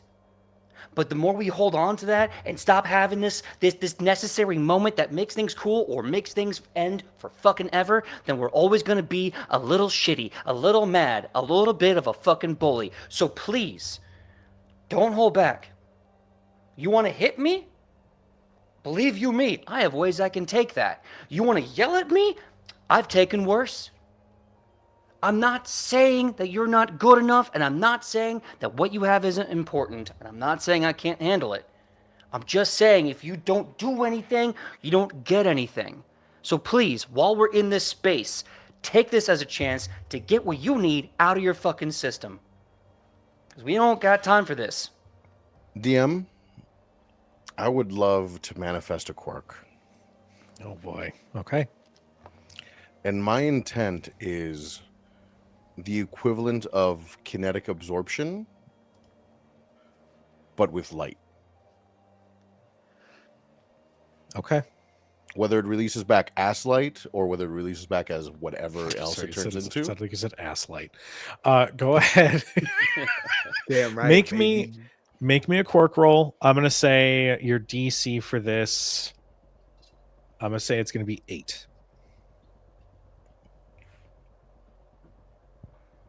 17. You manifest your quirk. I think while he's talking, I manifest this quirk, and as I'm running my hands across the light dome, as I'm kind of just walking around him, I'm absorbing some of that light and some of that kinetic energy, or some of that light energy. And as soon as he finishes his little spiel about, you can hit me, you can bully me, whatever, as soon as he's done with that, I'm just rocking him in the sternum. I'd like to activate my armor, like an armor around me. Okay. This is how it's gonna work. I'm gonna need you both to make Also, fight. hold on. If Before I we bet- do this, because I know that we've got time constraints. Do we want Yes. to pick this up? Oh no, we're good. That is no longer an issue. Oh, We're you good? fucked up, Aaron. 5 more hours, We're baby. just Let's okay. go. Well, hold on. We have other people at the table. We are running late. I want to check in with the other people at the table. LB is making a face, and that's totally fine and valid. Yeah, if we got to pick up next week, we'll pick up next We week. can do that. This is a good time. Yes, I think it is. A Okay, good time. okay. That's fine. That Sorry. is 100%. Do not apologize. No. Not apologizing. Okay. Thank you all for tuning in to a very only having 2 more episodes hurts me. Thank you for tuning in for tonight's episode. I need more. Okay. Before we officially sign off for the evening, we want to throw the spotlight to our wonderful cast. We are going to start with LB. Hello, everybody. I'm LB Hackemup. You can find me at LB Hackemup on Twitch or on TikTok. Nope. Yep. On TikTok and Instagram and Blue Sky. You can find me at Hack Recklessly on Twitch and YouTube, where you can check my Blue Sky. I'm streaming 6 days a week right now, so that's fun. The next time I'm going to be live is tomorrow on Nerd Immersion's channel, where we're doing Lost Minds of Fandelver and below. We are heading down below into the depths. And there's some fun stuff going on there. And then I'll be back here on Thursday for more Chronicles, where I play a emotionally checked out character. Yeah, there you go. Yeah, that's me. I will popcorn it to Jonathan. I don't want to start this. Representative Latinos Against Spooky Shit. You can find me everywhere as Latinos Against Spooky Shit. You can also find me on the Spooky Guys podcast, where we talk about everything creepy: serial killers, cryptids, spookies, paranormal, hauntings, possessions, all that fun stuff. Available on all major platforms. And fuck, I should remember this one. Also on Tabletop Tempest. So if you like yeah, if you like APs, you can check us out at Tabletop Tempest, where I will be making my debut as a game master for a Candela Obscura game, releasing next. When is it releasing? Sometime in February. There's announcements out there, so go check them out. But otherwise, super excited to be here. Thank you all for this awesome opportunity and for all our amazing scene partners. And I'm going to popcorn it over to my op, PJ. Let's go. Mad respect to my personal op, Jonathan. Hello, everyone. My name is PJ McGaw. You can find me all over the internet at PJ McGaw, Facebook, Instagram, not on TikTok anymore. And you can find me in your chats and on Twitch as Nat20 Productions Official. When I'm out here with these amazing heroes and role players, you can also find me here on Fridays for Shadows over Baldur's Gate. Fun spiritual successor to the video game. And it's an overall awesome, great show. Also, we were having a big meeting this weekend. Vampire the Masquerade, the award-winning Vampire the Masquerade podcast, The All Night Society, is coming back. trademark soon. So look out for that on Spotify and everywhere else you listen to audio plays. Also, we have a project showing up on Wednesdays in the near future. So follow me on my socials so I can tell you all about it and every other thing I'm doing, whether writing TTRPGs, doing this stuff, lifting weights, who knows. I'll see you there. And I'm going to popcorn it over to Nerdy. Hello, everybody. My name is Nerd D. I was the guy from earlier on in the episode in the box that said Nerd D by. I actually don't know what the box says. I can't see or read. But you can find me at Nerdy Rocks all over the internet, NURD Rocks everywhere. This Thursday, if you want to say goodbye to a very fun character, check out the Crit Hit Chronicles right here for Tales of the Valiant, where nothing is changing, but maybe you might want to check that in if you've been enjoying the Embodiment of Fear and would like to see more of that. Other than that, you can catch me here. Obviously, you can watch my music videos and stuff on the YouTubes. And if you are in the Rochester area, on February 7th, your boy, we're going to be at the Chateau Theater for a really fun show. So tickets are still available for that. Get yourself out there if you're in Minnesota. And outside of that, be on the lookout for some new music that might be coming up soon, which is really cool. And speaking of someone with a new album coming out, I am going to popcorn it over to Danny. Damn right. I got my album dropping this weekend. I don't know what it's about, but we're going to figure it out. Hey there. I am Danny. I am CGDannyB on Twitch, YouTube, Instagram, Blue Sky, the whole 9 yards. I cover indie gaming content because I love to showcase games that you guys haven't heard about because you're not playing enough of them. However, right now on Twitch, we are doing our Pokemon Sun and Moon randomized Soul Link. Me and my partner Chris doing a Nuzlocke co-op. If one Pokemon dies, his partner's also dead. It's a wonderful time, and we're always stressed out about it. But to focus on the indies today, we just recorded our Hollow Knight 2025 review for our book club, hoping and praying that this is finally the year of Silksong. That will be dropping on YouTube on Thursday, so be sure to check it out along with all the other content coming to Playlog.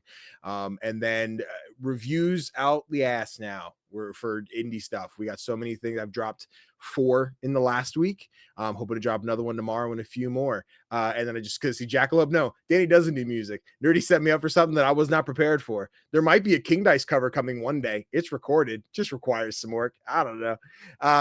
But yeah, that's that. So on to the chronicler himself, Cujo. Hello. My name is Cujo. I've been your chronicler for this evening. I'm so thankful for this group. I don't want this game to end. I'm having so much fun. This is so good. But we have 2 more episodes left. So next week it is my birthday. We will be playing this on my birthday. We will have a tipathon set up. And I'll just say it now because I had this idea for an overall goal. And I feel like it would be a cool, fun reward. The next mini series that is going to be on this channel is a Kingdom Hearts inspired mini series. And if we hit our tipathon goal, the trailer will be released with myself covering Simple and Clean in the background. I will record myself singing that song. I will try to produce it as best I can. So that's that. I'm not terrified by that prospect. It'll be great. But if you would like to follow me, look for Cujo Plays Games and Crit Hit Chronicles on your preferred social media channel. Check Cujo Plays Games for more personal stuff and Crit Hit Chronicles for more show announcements and highlights and whatnot. We love the support. You guys have been amazing. I love that we're starting to build some pretty consistent regulars, not only for this show but also for the others. So thank you. My streaming schedule, if you're here on Tuesdays, congratulations, you found it. It is D plus Ultra. We are here for 2 more episodes.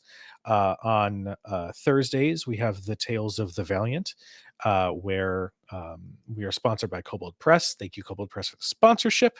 That game is continuing to develop and get even crazier. And then when Fridays, we've got Shadows over Baldur's Gate, our spiritual sequel to the award-winning video game. So tune in for that. Otherwise, on Wednesdays, you can see me at Nerd Immersion playing some D&D. But in the meantime, we are going to go ahead and get a raid set up from Magi RPG. Looks like they are playing some tabletop RPGs as well with some really cool art and overlay stuff. I'm actually kind of jealous of that. But in the meantime, we love you. We appreciate you. Thank you so much for tuning in. Follow the socials. Check out YouTube where we have all past episodes. And we will see you guys next time. Good night, everybody.